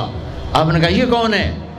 फरमाया, अर्ज किया ये जन्नत का फरिश्ता रिजवान। फिर जहन्नम की सैर की। कट शॉर्ट करता हूँ, टाइम आगे जा रहा है। फिर आप जन्नत को देखा और फिर अल्लाह ताला ने आपको वहाँ से आसमानों पे ले गए और अपना कुर्ब अता किया। और फिर आप सल्लल्लाहु अलैहि वसल्लम की मुख्तलिफ़ पैगम्बरों से मुख्तलिफ़ आसमानों पर मुलाकातें हुई। आपको मेराज में 50 नमाज़ों का तोहफ़ा दिया गया। तो अल्लाह ने क्या किया? आदम अलैहिस्सलाम, मूसा अलैहिस्सलाम, यूसुफ अलैहिस्सलाम, दाऊद अलैहिस्सलाम, ज़करिया अलैहिस्सलाम, ईसा अलैहिस्सलाम, सारे पैगम्बरों को बोला चलो बैतुल मक़दस में सफ़े बना के खड़े हो जाओ। सबको अल्लाह ने बैतुल मुक़द्दस में हाज़िर किया। इधर नबी सल्लल्लाहु अलैहि वसल्लम को बुराक पे बिठा के बैतुल मुक़द्दस ले जाया गया और मुसल्ला आपके लिए खाली था।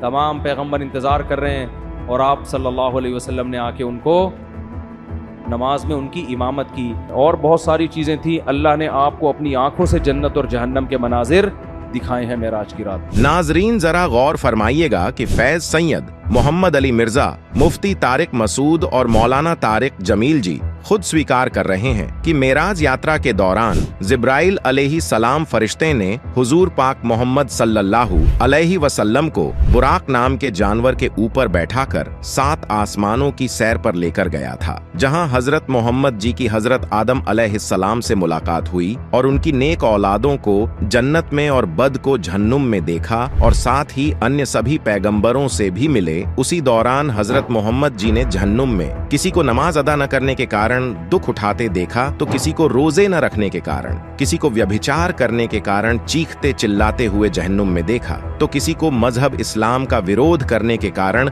दुख उठाते हुए जहन्नुम में देखा। नाजरीन थोड़ा सा विचार करो कि यदि इस सिद्धांत को सही माने तो अभी तो कयामत आई ही नहीं है, तो फिर जहन्नुम और जन्नत में कैसे चले गए? इसलिए इस्लाम मजहब के मुल्ला, काजियों, मौलानाओं और स्कॉलर्स का ये भ्रमित किया हुआ सिद्धांत बिल्कुल गलत सिद्ध हो जाता है, जो वो अक्सर फरमाया करते हैं कि इस्लाम मजहब में इंतकाल के बाद रूहें कब्रों में कयामत तक रहती हैं, जबकि पाक मुस्लिम मजहब के मौलाना साहिबानों ने ये खुद स्वीकार किया है कि दोजख और जन्नत में रूहें मौजूद हैं। नाजरीन विचार कीजिए अगर दोबारा जन्म नहीं होता है तो कोई इंसान गरीब तो कोई अमीर पैदा क्यों होता है? कोई बीमारी से, कोई माँ के पेट में या पैदा होने के बाद तुरंत क्यों मर जाता है? खुदा किसी से पक्षपात नहीं करता, बल्कि जो जैसा कर्म करता है उसको वैसा ही फल देता है। इसी कारण से नेक कर्म करने वालों को अल्लाह जन्नत में स्थान देता है और बद कर्म करने वालों को अल्लाह जहन्नुम की आग में जलाता है। यही आसमानी किताबों में भी लिखा है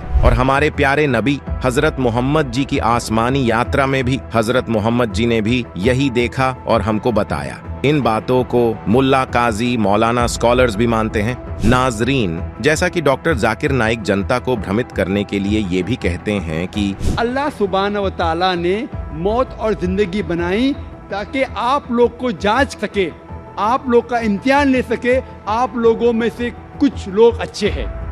ये जांच पड़ताल करने के लिए ये जिंदगी हमारे लिए इम्तिहान है।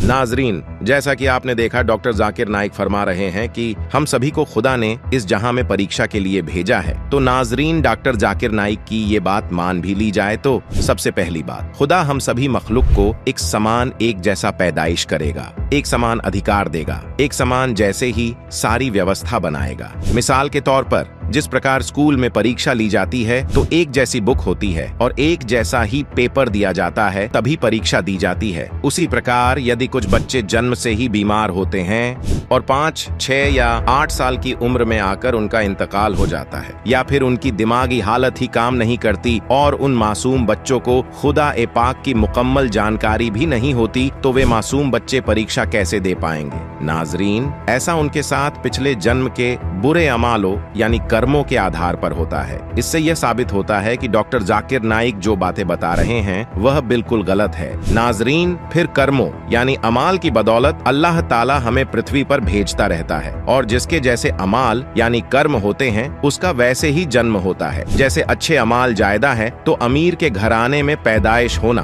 और सभी सुख सुविधा का मिलना, और बुरे अमाल जायदा है तो गरीब के घर में पैदा होना या कोई बीमारी से ग्रस्त होना, आदि आदि अच्छे और बुरे अमालों का विधान है। और मरने के उपरांत फिर अमालों के हिसाब से अगला जन्म मिलता है। इसी प्रकार ये मरने और जीने का सिलसिला बना रहता है। नाजरीन, जब तक पाक आसमानी किताब कुरान ए पाक की आयतों में बताया गया बाखबर इंसान को नहीं मिलता, तब तक इंसान इसी प्रकार जन्मते और मरते रहते हैं। नाजरीन, क्या आप सभी मुसलमान भाई बहन अपने प्यारे नबी हजरत मोहम्मद सल्लल्लाहु अलैहि वसल्लम को भी झूठा मानोगे? नाजरीन, नहीं, हमारे प्यारे नबी झूठे हरगिज नहीं हो सकते। झूठे हैं डॉक्टर जाकिर नाइक जैसे व्यक्ति, जिन्होंने अपने मुसलमान मजहब की पाक आसमानी किताबों की मुकम्मल तालीम नहीं होने के कारण वे इसे ठीक से नहीं समझ पाए। नाजरीन, आइए अब इसे प्रमाणों सहित ठीक से समझते हैं। अब दिखाता हूँ आपको, ये देखिएगा, ये जीवनी हजरत मोहम्मद सल्लल्लाहु अलैहि वसल्लम, ये यहाँ से छपी है, देखिएगा।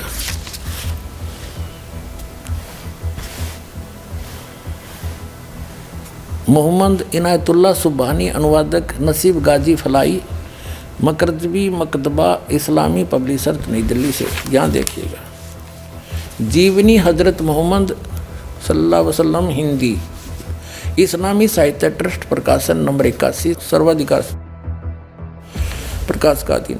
नाम मूल किताब मोहम्मद अरबी, उर्दू से इसकी हिंदी की गई है। ये यहाँ से छपी है और ये यहाँ से मुद्रक है इसका। अब इसमें आपको ले चलते हैं, थोड़ा सा दिखाएंगे, ज़्यादा नहीं, संकेत बहुत है समझदार को। 164 पृष्ठ दिखाते हैं इस पुस्तक के।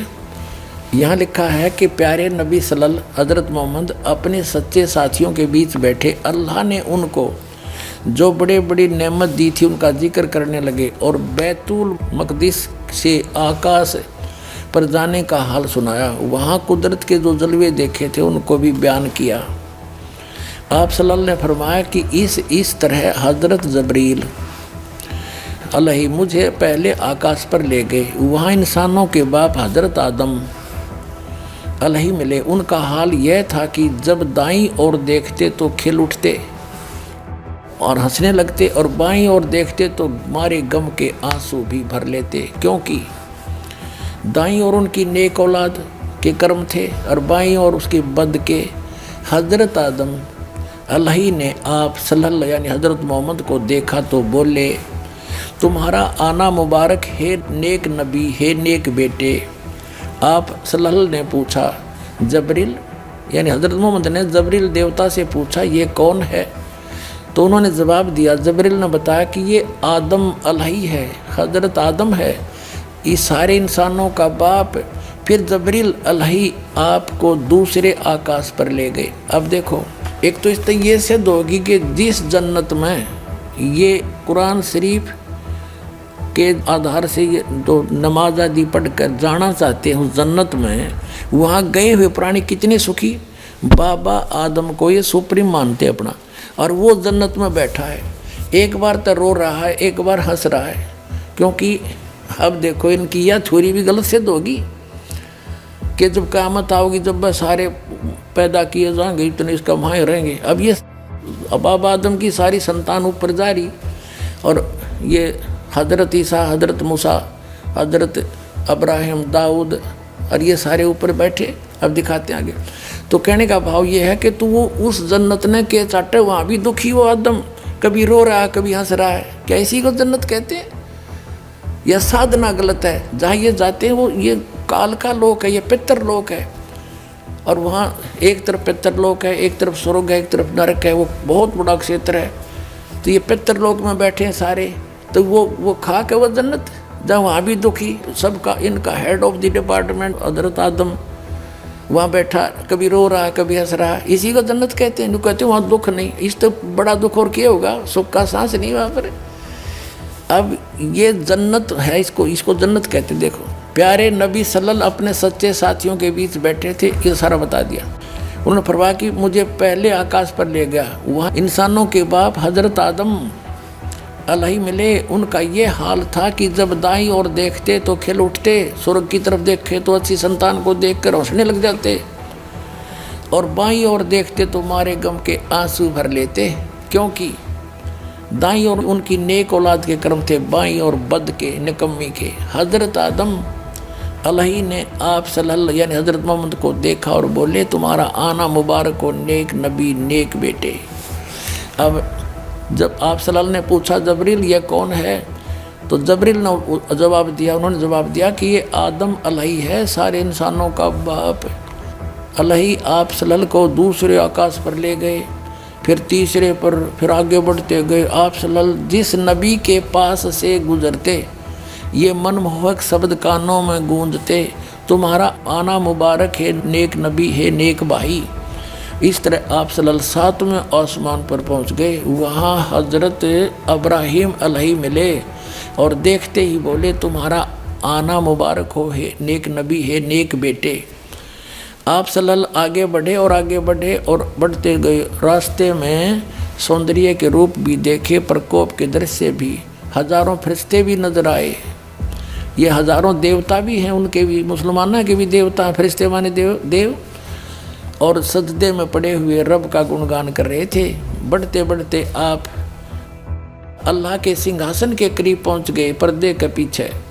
वहाँ आप सल्लल्लाहु पर और आप सल्लल्लाहु की उम्मत पर 50 नमाज दर्ज हुई। वापस आए तो हज़रत मूसा अलही के पास से गुजर हुआ, कहा कि क्या फ़र्ज हुआ उम्मत पर। उन्होंने देखते ही पूछा। कहने का भाव ये है कि वो 50 नमाज दी, वो पर्दे के पीछे से बोलता ये काल है, कभी सामने नहीं आता किसी के। श्रीमद् भगवद गीता अध्याय नंबर 7 के श्लोक नंबर 24-25 में कहता कि अर्जुन मैं अपनी योग माया से छुपा रहता हूँ, मैं कभी किसी के समक्ष नहीं आता, ये मेरा घटिया अटल नियम है, अविनाशी नियम है। ये पर्दे से पीछे बोल रहा है, और निराकार बताऊँ, फिर पर्दे की क्या जरूरत थी, जब निराकार होता तो वो सामने क्यों नहीं आता। भगवान कोई चोर है क्या? वो भगवान तो यहाँ आता है, हमारे साथ साथ फिरते रहते थे। अल्लाहू अकबर, काशी माँ 120 वर्ष रह कर गए, वो हमारे सच्चे भगवान। ये तो गुप्त रहता है, अपना तुम आगे देखो।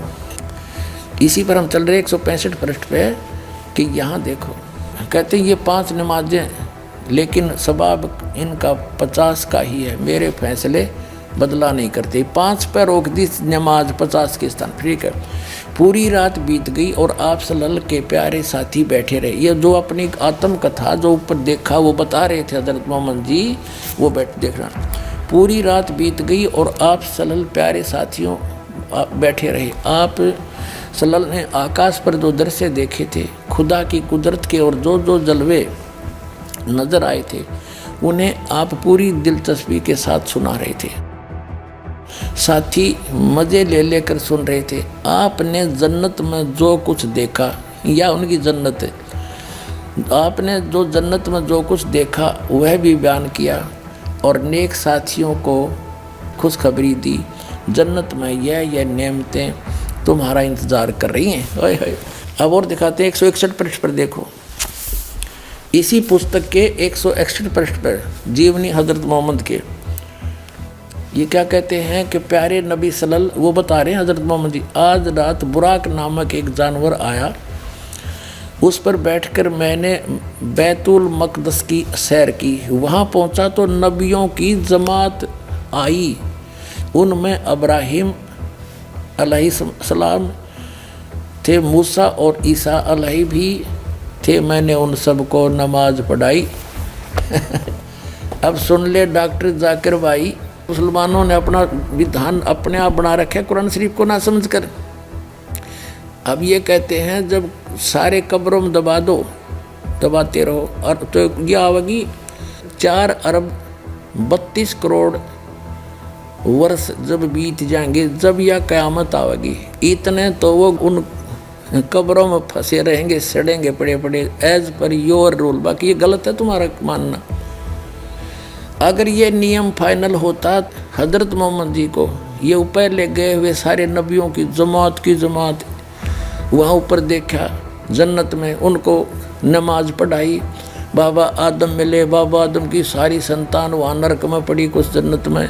ये सिद्धांत भी इनका गलत सिद्ध हुआ कि जो बाद में ही सब जीवित किए जाएंगे, ये गलत सिद्धांत है, भ्रमित है। वास्तविकता ये है कि जन्म मरण जो परमात्मा ने आकर बताया ऐसे ही होता है, लेकिन पूर्ण परमात्मा की सत भक्ति करने के उपरांत फिर ऐसे स्थान पर चले जाएंगे वहाँ नरक नहीं है, वहाँ जन्नत ही जन्नत है, वो सतलोक है। वहाँ भी मनुष्य जैसा शरीर होगा लेकिन दूसरा मटेरियल होगा।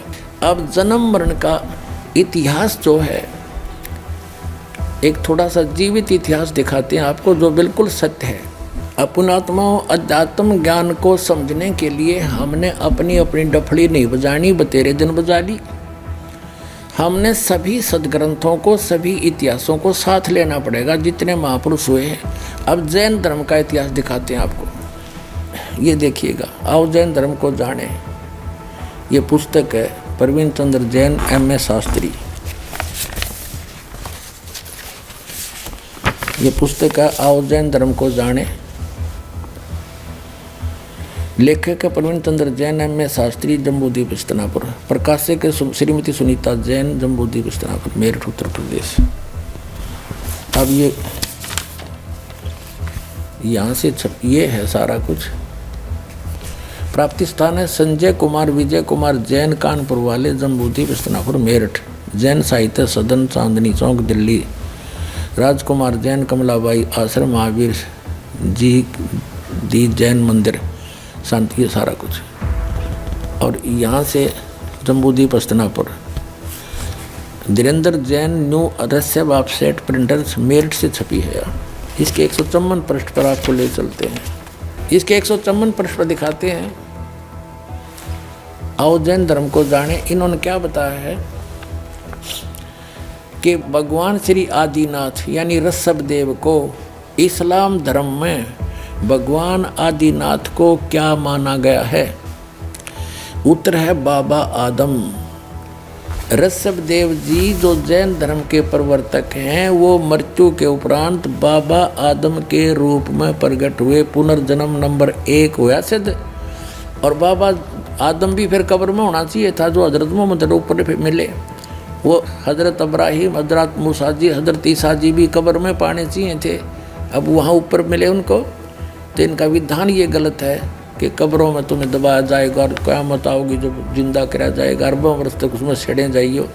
यह आपका विधान है, कुरान शरीफ का नहीं है। कुरान शरीफ स्पष्ट कहता है कि दोबारा पैदा करूँगा, पहले भी किया था, ये मैं वायदा करता हूँ। तो पुनर्जन्म होता ही रहता है यहाँ तो। अब आगे देखो, एक पुनर्जन्म का और जबरदस्त इतिहास दिखाते हैं।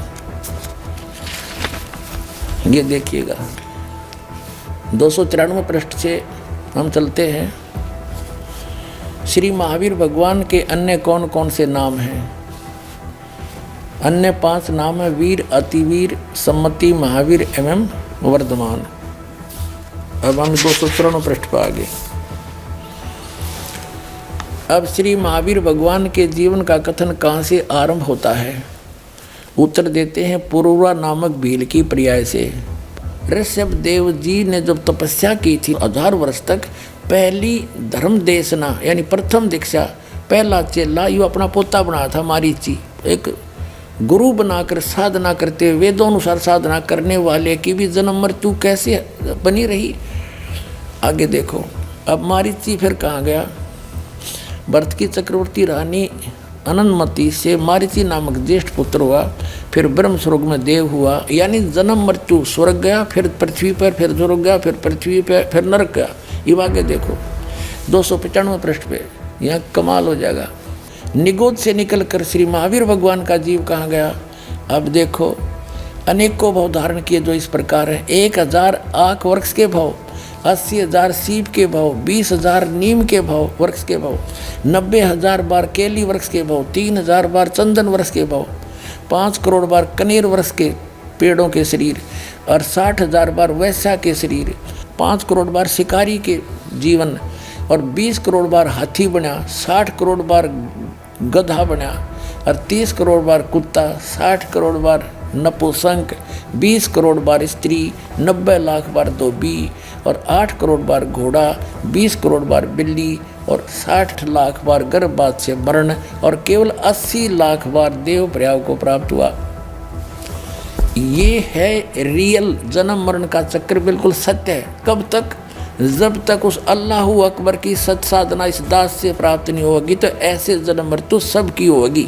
और ये हालत तो उस जीव की है जो ऋषभदेव जी से वेदों अनुसार शास्त्रों को, जो यहाँ की इनके शास्त्र हैं, ब्रह्मसत्र की साधना करने वाले की, जो वेद ज्ञान दाता और गीता ज्ञान दाता, कुरान शरीफ का ज्ञान दाता है, ये एक है। इसके बताए अनुसार साधना करने वाले की जन्म मृत्यु सदा बनी रहेगी। ये भूल है, इन्होंने कुरान शरीफ को ठीक से समझा नहीं, जिसलिए गलत आइडिया लगा रखा है कि एक बार आखिरत होगी। नहीं, इन्हें स्पष्ट किया कि मैं फिर पैदा करूँगा जैसे पहले पैदा किया था, नहीं तो फिर ये दोबारा पैदा करने वाली बात तय खत्म हो जानी थी। तो अब ये है ओरिजिनल, क्योंकि बाबा आदम ऊपर मिले तो पहले जा चुके हैं, वो भी ख़त्म होगी। बाबा हजरत अब्राहिम, मूसा जी, ईसा जी ऊपर बैठे हैं, पूरी जमात की जमात है। बाबा आदम की सारी संतान, कोई नरक में कोई स्वर्ग में। तो वो सिद्धांत गलत सिद्ध हो गया कि कब्र में पड़े रहेंगे, और फिर वो तो सब पे लागू होना चाहिए, फिर जो सब के लिए कुरान शरीफ है। तो ये इन्होंने ठीक से समझा नहीं कुरान शरीफ को। ये वास्तविकता ये गलत विधान है आपका। वास्तविकता ये है पुनर्जन्म होता है, और जिन हिंदू धर्म के सदग्रंथों को रेफरेंस में देकर मिसगाइड करना चाहा आपने डॉक्टर जाकिर नाइक जी ने इन भोले श्रद्धालुओं को, कहीं भी वेद में नहीं लिखा हुआ है कि बर्थ डेथ, कहीं भी वेद में नहीं लिखा है। चैलेंज है मेरा। जिस तरीके से कैटरपिलर घास के ऊपर चढ़ता है और फिर दूसरे घास पे जाता है, उसी तरीके से आत्मा पुराने जिस्म को छोड़ के नई जिस्म में जाती है। आम हिंदू समझता है संसारा के बारे में, इंसान पैदा होता है, फिर मरता है, फिर पैदा होता है, फिर मरता है, फिर पैदा होता है, फिर मरता है। ये साइकिल है बर्थ, डेथ और रिबर्थ की। लेकिन इसका जिक्र कहीं भी वेद में नहीं है, कहीं भी नहीं है। वेद में पुनर्जन्म का जिक्र है। पुनर्जन्म की मानी, पुनर् मतलब नेक्स्ट, अगला, जन्म मतलब बर्थ, नेक्स्ट बर्थ, पुनर्जन्म। पुनर्जन्म की सही मानी है नेक्स्ट बर्थ, अगला जन्म, जिस पे इस्लाम को कोई एतराज नहीं। हम भी मानते पुनर्जन्म में, नेक्स्ट बर्थ में, लेकिन वो पुनर्जन्म नहीं जो आम हिंदू मानते हैं संसारा के बारे में। हम नहीं मानते cycle of birth, death, rebirth के बारे में। हम मानते सिर्फ पुनर्जन्म। पुनर्जन्म अंग्रेजी में होता है नेक्स्ट बर्थ, अगली जिंदगी। और इसका जिक्र है ऋग्वेद में, किताब नंबर 10, पाठ नंबर 16, मंत्रा नंबर 4 और 5 में। तो पुनर्जन्म का जिक्र है। लेकिन ये साइकिल बर्थ डेथ रीबर्थ का जिक्र नहीं है। तो जब हम वेद पढ़ते हैं हमें पता चलता है कि वेद में लिखा है कि और एक जिंदगी है, और अगर आप इस जिंदगी में सफल होंगे, अगर इस जिंदगी में सफल होंगे तो आप जाएंगे स्वर्ग में। स्वर्ग का जिक्र है एक अमन की जगह, एक सलामती की जगह, जिसके नीचे बहेंगी दूध की नदियाँ, शहद की नदियाँ, वहाँ फल होंगे और अमन होगा। अगर आप इस दुनिया में सफलता नहीं पाते तो आप जाते हैं नरक में। नरक एक सजा की जगह है जिसका अक्सर जिक्र है वेद में आग जैसा। डॉक्टर जाकिर नाइक जी ने वेदों का भी प्रमाण दिया है अपने समर्थन में कि उनमें भी ऐसा लिखा है इन श्लोकों में। अब आपको दिखाते हैं वेदों में पुनर्जन्म होता है। ये देखिएगा,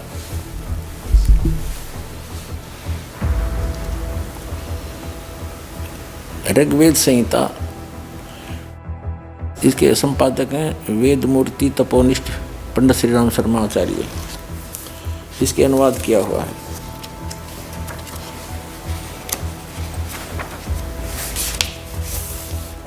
ऋग्वेद संहिता सरल हिंदी पावर सहित, ये इनके प्रकाशक हैं।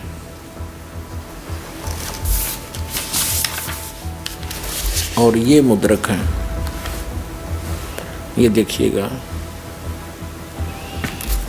ये देखिएगा ऋग्वेद मंडल नंबर 10 और सूक्त 16 और मंत्र नंबर 1 से, हे अग्निदेव, इस मृत आत्मा को पीड़ित किए बिना, अग्निदेव मन परमात्मा, ये बिना संस्कार संपन्न करें, इस मृत आत्मा को छिन्न भिन्न न करें। हे सर्वज्ञ अग्निदेव, जिसमें आपकी ज्वालाएं इस देह को भस्मीभूत कर दें, उसी समय इसे मृत आत्मा को पितृ गुणों के समीप भेज दें। अब देखो, डॉक्टर जाकिर नाइक जी ये सिद्ध करना चाह रहे हैं कि मृत्यु होने के बाद ये आत्मा पुनर्जन्म में नहीं आती, पितृगणों के पास पहुंच जाती है। ठीक है, आगे देखो, ये मंत्र नंबर 1 पढ़ा हमने। अब 2,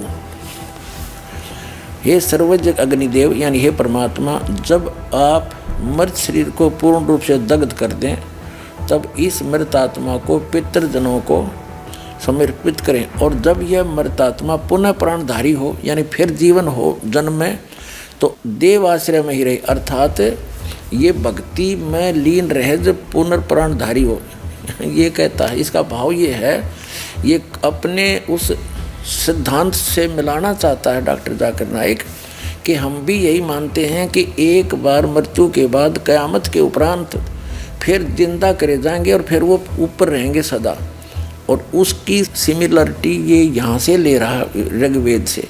अब देखना फिर तीसरे मंत्र में, ऋग्वेद मंडल नंबर 10 सूक्त नंबर 16 का और मंत्र नंबर ये 3 हम पढ़ेंगे। अब हे मृत मनुष्य, आपके प्राण और नेत्र वायु और सूर्य के संयुक्त हों, आप अपने पुण्य कर्मों के फल की प्राप्ति के लिए स्वर्गलोक, पृथ्वी अथवा जल में निवास करें। यदि वृक्ष वनस्पतियों में आपका कल्याण निहित है तो सूक्ष्म शरीर से उनमें प्रवेश करें। अब इसमें सिद्ध हो गया कि हे मृतात्मा मनुष्य, मृत मनुष्य, आपके प्राण नेत्र वायु सूर्य से संयुक्त हों, और जब आपके पुण्य कर्मों के फल की प्राप्ति के लिए स्वर्ग और फिर पृथ्वी लोक पाओ, और या जलचर बनो, या फिर वृक्ष वनस्पतियों में जीवन के शरीर में आपके संस्कार बस जाओ, आपका कल्याण निहित है तो सूक्ष्म शरीर में उनमें प्रवेश करें। अब देखो, इन मंत्रों को अपने समर्थन में ले रहा है कि ऋग्वेद मंडल नंबर 10 सूक्त 16 के 1 से 5 में ये कहा गया है कि फिर दोबारा जन्म नहीं होता, वो वहीं चले जाते हैं ऊपर। इसमें स्पष्ट कहा है कि जब तक पितरों के रूप में रहो तो पितरलोक में रहोगे, उसके बाद आपका संस्कार स्वर्गलोक में जाने का, स्वर्गलोक में जाओगे, और स्वर्गलोक के बाद फिर जैसा भी आपका संस्कार है, किसी मनुष्य पृथ्वी पाओगे, मनुष्य जीवन पाना है, या कोई जलचर बनना है जैसे मछली, मेंढक आदि, या वनस्पति में आपका संस्कार है तो वहाँ जाओ, उसमें प्रवेश करो, वो जन्म लो दोबारा। आगे देखो, अब 4 नंबर हम पढ़ रहे, ऋग्वेद मंडल नंबर 10 सूक्त 16 का और मंत्र नंबर 4। हे अग्निदेव, यह परमात्मा इस मृत पुरुष को जो अविनाशी ईश्वरीय अंश है उसे आप अपने तेज से तपाएं, प्रखर बनाएं, आपकी ज्वालाओं से दृढ़ बनाएं। हे सर्वज्ञाता यानी परमेश्वर, आप अपनी कल्याणकारी विभूतियों से उन्हें पुण्यात्माओं के लोक में ले जाएं। जैसा भी संस्कार हो जीव का, पुण्यात्माओं के लोक में ले जाओ। पृथ्वी पाओ तो जैसा उसका संस्कार फिर भी जन्म होगा। आगे देखो, अब 5 नंबर ऋग्वेद मंडल नंबर 10 सूक्त 16 का मंत्र 5 आप पढ़ रहे हैं। हे अग्निदेव, अग्निदेव मन परमात्मा, जो मृत पुरुष आपके लिए सौदायुक्त आहुति के रूप में ग्रहण करता है उसे आप दोबारा पितृजनों के लिए सर्जित करें। हे सर्वज्ञ अग्निदेव, इसका जो आयु भाग शेष है वह प्राण संपन्न हो तथा पुनः सुदृढ़ शरीरधारी बने, यानी फिर से जन्म हो, सुदृढ़ शरीरधारी बने, फिर से जन्म हो। इति सिद्धम, इति सिद्धम के जीव का जन्म मृत्यु होता है, संस्कार वश पितरलोक को प्राप्त होता है, स्वर्गलोक को भी जाता है और फिर पृथ्वी पर आकर के जलचर यानी जल के जीव जंतु या पेड़ पौधों की योनियां भी प्राप्त करता है। और कंसेप्ट क्लियर करते हैं। अब देखिएगा ऋग्वेद, अब दूसरे अनुवादक का ऋग्वेद मंडल नंबर 10 दिखाते हैं आपको, ये कहाँ से प्रकाशित है।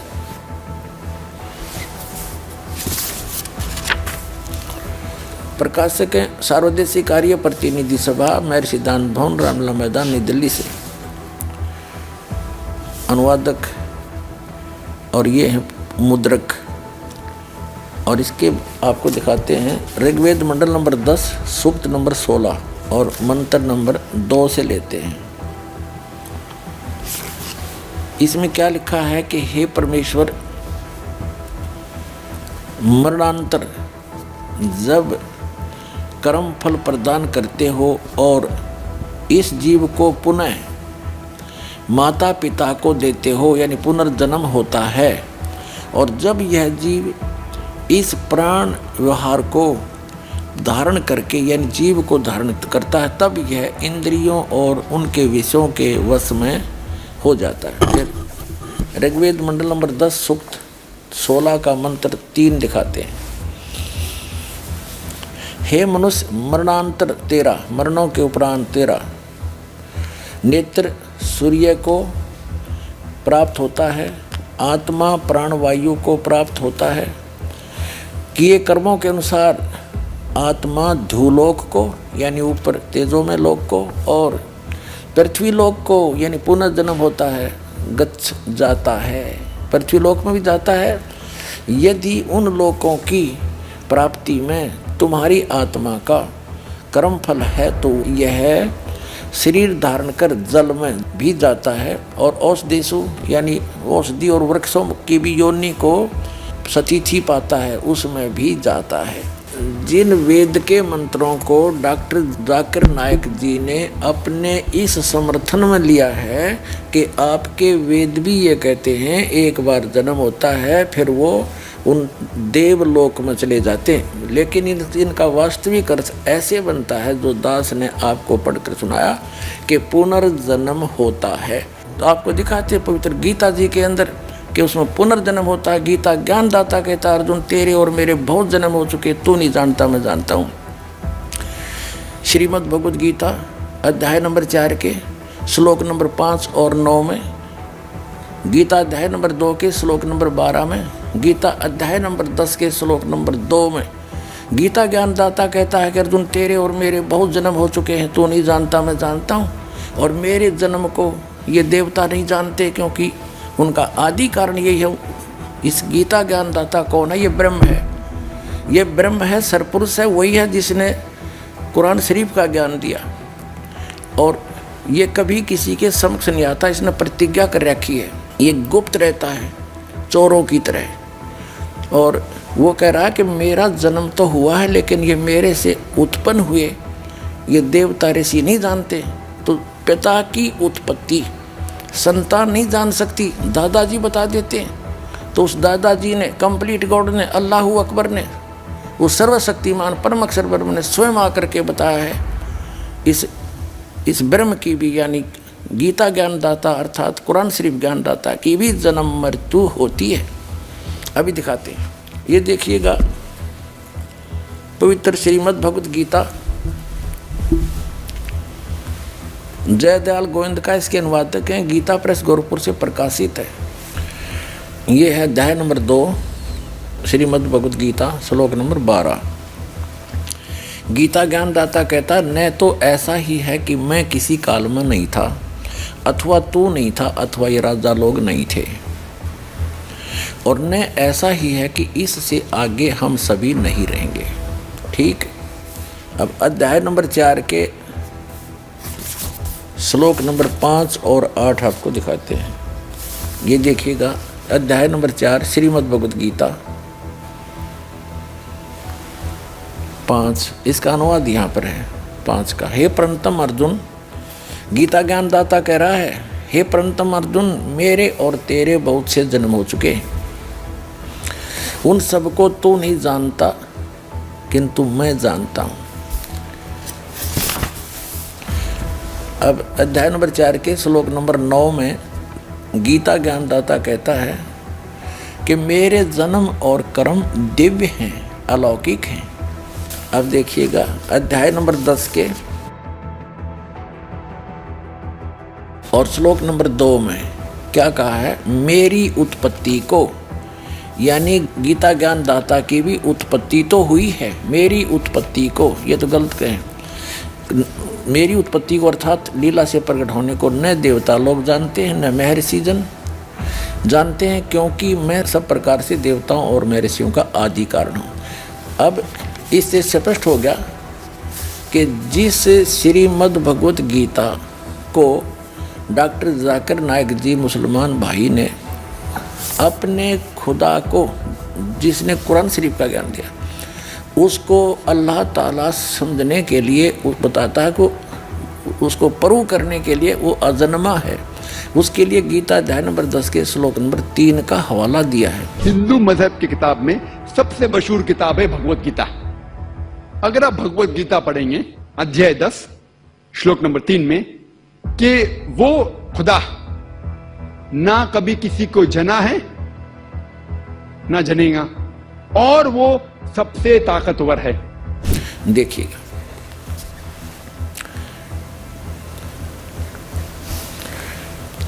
इसमें ये क्या कहता है कि जो मुझको अजन्मा, अनादि और लोकों का ईश्वर तत्व से जानते हैं, वो मनुष्य ज्ञानवान पुरुष संपूर्ण पाप कर्मों से मुक्त हो जाते हैं।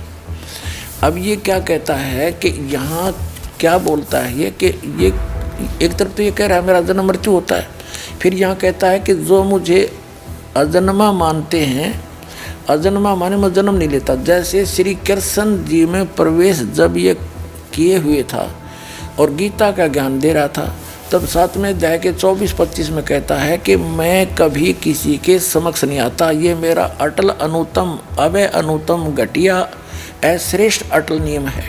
मेरे जन्म और कर्म अलौकिक हैं। इसके कर्म अलौकिक कैसे हैं? जैसे पर्दे के पीछे से हजरत मोहम्मद को आदेश दे दिया 50 नमाजों का, फिर घटा घटू का 5 कर दी, है अलौकिक, सामने आया नहीं। ऐसे ही कहता मेरे कर्म अलौकिक हैं। श्री कृष्ण जी में प्रवेश करके गीता का ज्ञान दे दिया, कहते अब मैं अजन्मा हूँ, क्योंकि अब मैं प्रेत की तरह श्री कृष्ण में प्रवेश करके बोल रहा हूँ। यहाँ अजन्मा का ये अर्थ है। और वहाँ ये स्पष्ट कर रहा है गीता अध्याय नंबर 2 के श्लोक नंबर 12 में, गीता अध्याय नंबर 4 के श्लोक नंबर 5 और 9 में, गीता अध्याय नंबर 10 के श्लोक नंबर 2 में स्पष्ट करता है कि मेरी उत्पत्ति को देवता नहीं जानते, क्योंकि ये इसके द्वारा उत्पन्न किए हैं, और इसका उत्पत्ति करता वो परम अक्षर ब्रह्म अल्लाह अकबर है। और गीता अध्याय नंबर 4 के श्लोक 5 और 9 में ये खुद कहता है अर्जुन तेरे और मेरे बहुत जन्म हो चुके, तो नहीं जानता मैं जानता हूँ। तो पुनर्जन्म गीता जी ने प्रूव कर दिया, पुनर्जन्म होता है, और यही सच्चाई है। वास्तविकता क्या है कि पुनर्जन्म होता है। तो डॉक्टर जाकिर नायक जी का वो विधान भी झूठा सिद्ध हुआ कि पुनर्जन्म नहीं होता, और आपकी पुस्तकों में लिखा है। तो दास का उद्देश्य किसी की निंदा करना नहीं या किसी को नीचा और बड़ा दिखाना नहीं, आपको सच्ची राह दिखाना उद्देश्य रखता है। और दास का उद्देश्य है कि जिन सदग्रंथों को आप समझ नहीं सके उनको समझाऊं और रूबरू कराऊं, क्योंकि अभी तक तो सभी ने रेफरेंस बताए हैं मौखिक। इस दास के ऊपर दया करी है दाता ने और आपके ऊपर मेहर करी है पुण्यात्माओं के, ऐसे उपकरण बनवा दिए। आप आँखों देखोगे तब यकीन हो जाएगा, ना अभी तक तो ये अटपट करके हमें मूर्ख बना ही रहे थे, चाहे वो काजी हों, चाहे मुल्ला हों, चाहे पंडित हों, चाहे मंडलेश्वर हों, चाहे ब्राह्मण हों, ये कोई भी थे, इनको ज्ञान था ही नहीं। हम इनको विद्वान मानते थे क्योंकि बड़े धारावाहिक प्रवचन करते थे, रेफरेंस सदग्रंथों के देते थे, ज्ञान उलट बताते थे। और यही दशा इस डॉक्टर जाकिर नाइक जी के अध्यात्म ज्ञान की, इसको कख पता नहीं है अध्यात्म मार्ग का, ये भ्रमित करा पूरे मानव समाज को। और जो भी इसके बातों में आकर के अपना जीवन नाश कर रहे हैं, उनसे प्रार्थना है पुनर्विचार करें, सदग्रंथों को देखें, इस दास के इन प्रवचनों को ध्यान से सुने और सदग्रंथों से मेल करें, उससे पीछा छुटाएं और एक हो जाओ। हम ना मुसलमान बनाना चाहते, ना हम हिंदू बनाना चाहते, ना सिख ना ईसाई, हम आपको सतराह दिखाना चाहते हैं जिससे मानव का कल्याण हो सकता है। वो इस दास के पास है, आकर ग्रहण करो, अपना कल्याण कराओ, इतनी सी बात है।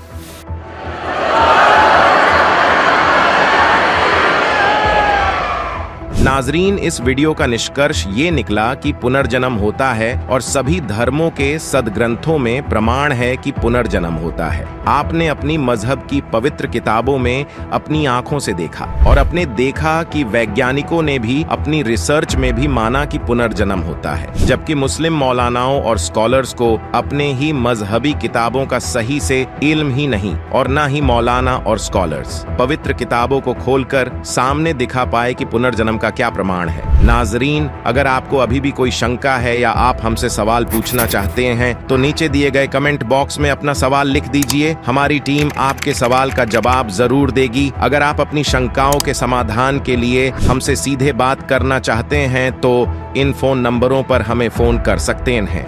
नाजरीन, अगर आपको इस्लाम मजहब और कुरान पाक की आयतों की सही तर्जुमानी को अच्छी तरह से और सरल भाषा में जानना है तो इस पाक किताब मुसलमान नहीं समझे ज्ञान कुरान में सभी शंकाएं समूल समाप्त की गई हैं। कृपया दिल थामकर धैर्य के साथ पढ़ोगे तो दांतों तले उंगली दबाते रह जाओगे। लेखक बाखबर संत रामपाल जी महाराज ने इस पुस्तक को यथार्थ संपूर्ण अध्यात्म ज्ञान से प्रमाणों सहित लिखा है। अगर आप इस पुस्तक को मंगवाना चाहते हो तो निम्न फोन नंबरों पर हमें अपना नाम, पूरा पता भेजें। आपको मुसलमान नहीं समझे ज्ञान कुरान किताब आपके घर तक फ्री में पहुंचाई जाएगी। आप सभी को धन्यवाद दोस्तों, समय निकालकर हमारे वीडियो को देखने के लिए।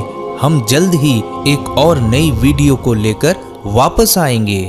इस चैनल पर हम इस्लामिक ज्ञान, धार्मिक तर्जुमानी, कुरान के तफसीर, हदीस और अन्य इस्लामिक विषयों पर वीडियोस शेयर करते हैं। हम इस्लाम के मूल्यों और नए रास्ते के बारे में चर्चा करते हैं और आपके जीवन को एक सकारात्मक रूप में प्रभावित करने के लिए प्रेरित करते हैं। यदि आपने हमारे चैनल को अभी तक सब्सक्राइब नहीं किया है तो कृपया सब्सक्राइब बटन पर क्लिक करें और वीडियोस को लाइक, कमेंट और शेयर करना ना भूलें। आप हमें अन्य सोशल मीडिया पर भी फॉलो कर सकते हैं। मुसलमान धर्म से संबंधित अधिक जानकारी के लिए पढ़ें बाखबर संत रामपाल जी महाराज द्वारा लिखित पुस्तक मुसलमान नहीं समझे ज्ञान कुरान। पुस्तक को अभी प्राप्त करने के लिए नीचे दिए गए नंबरों पर संपर्क करें।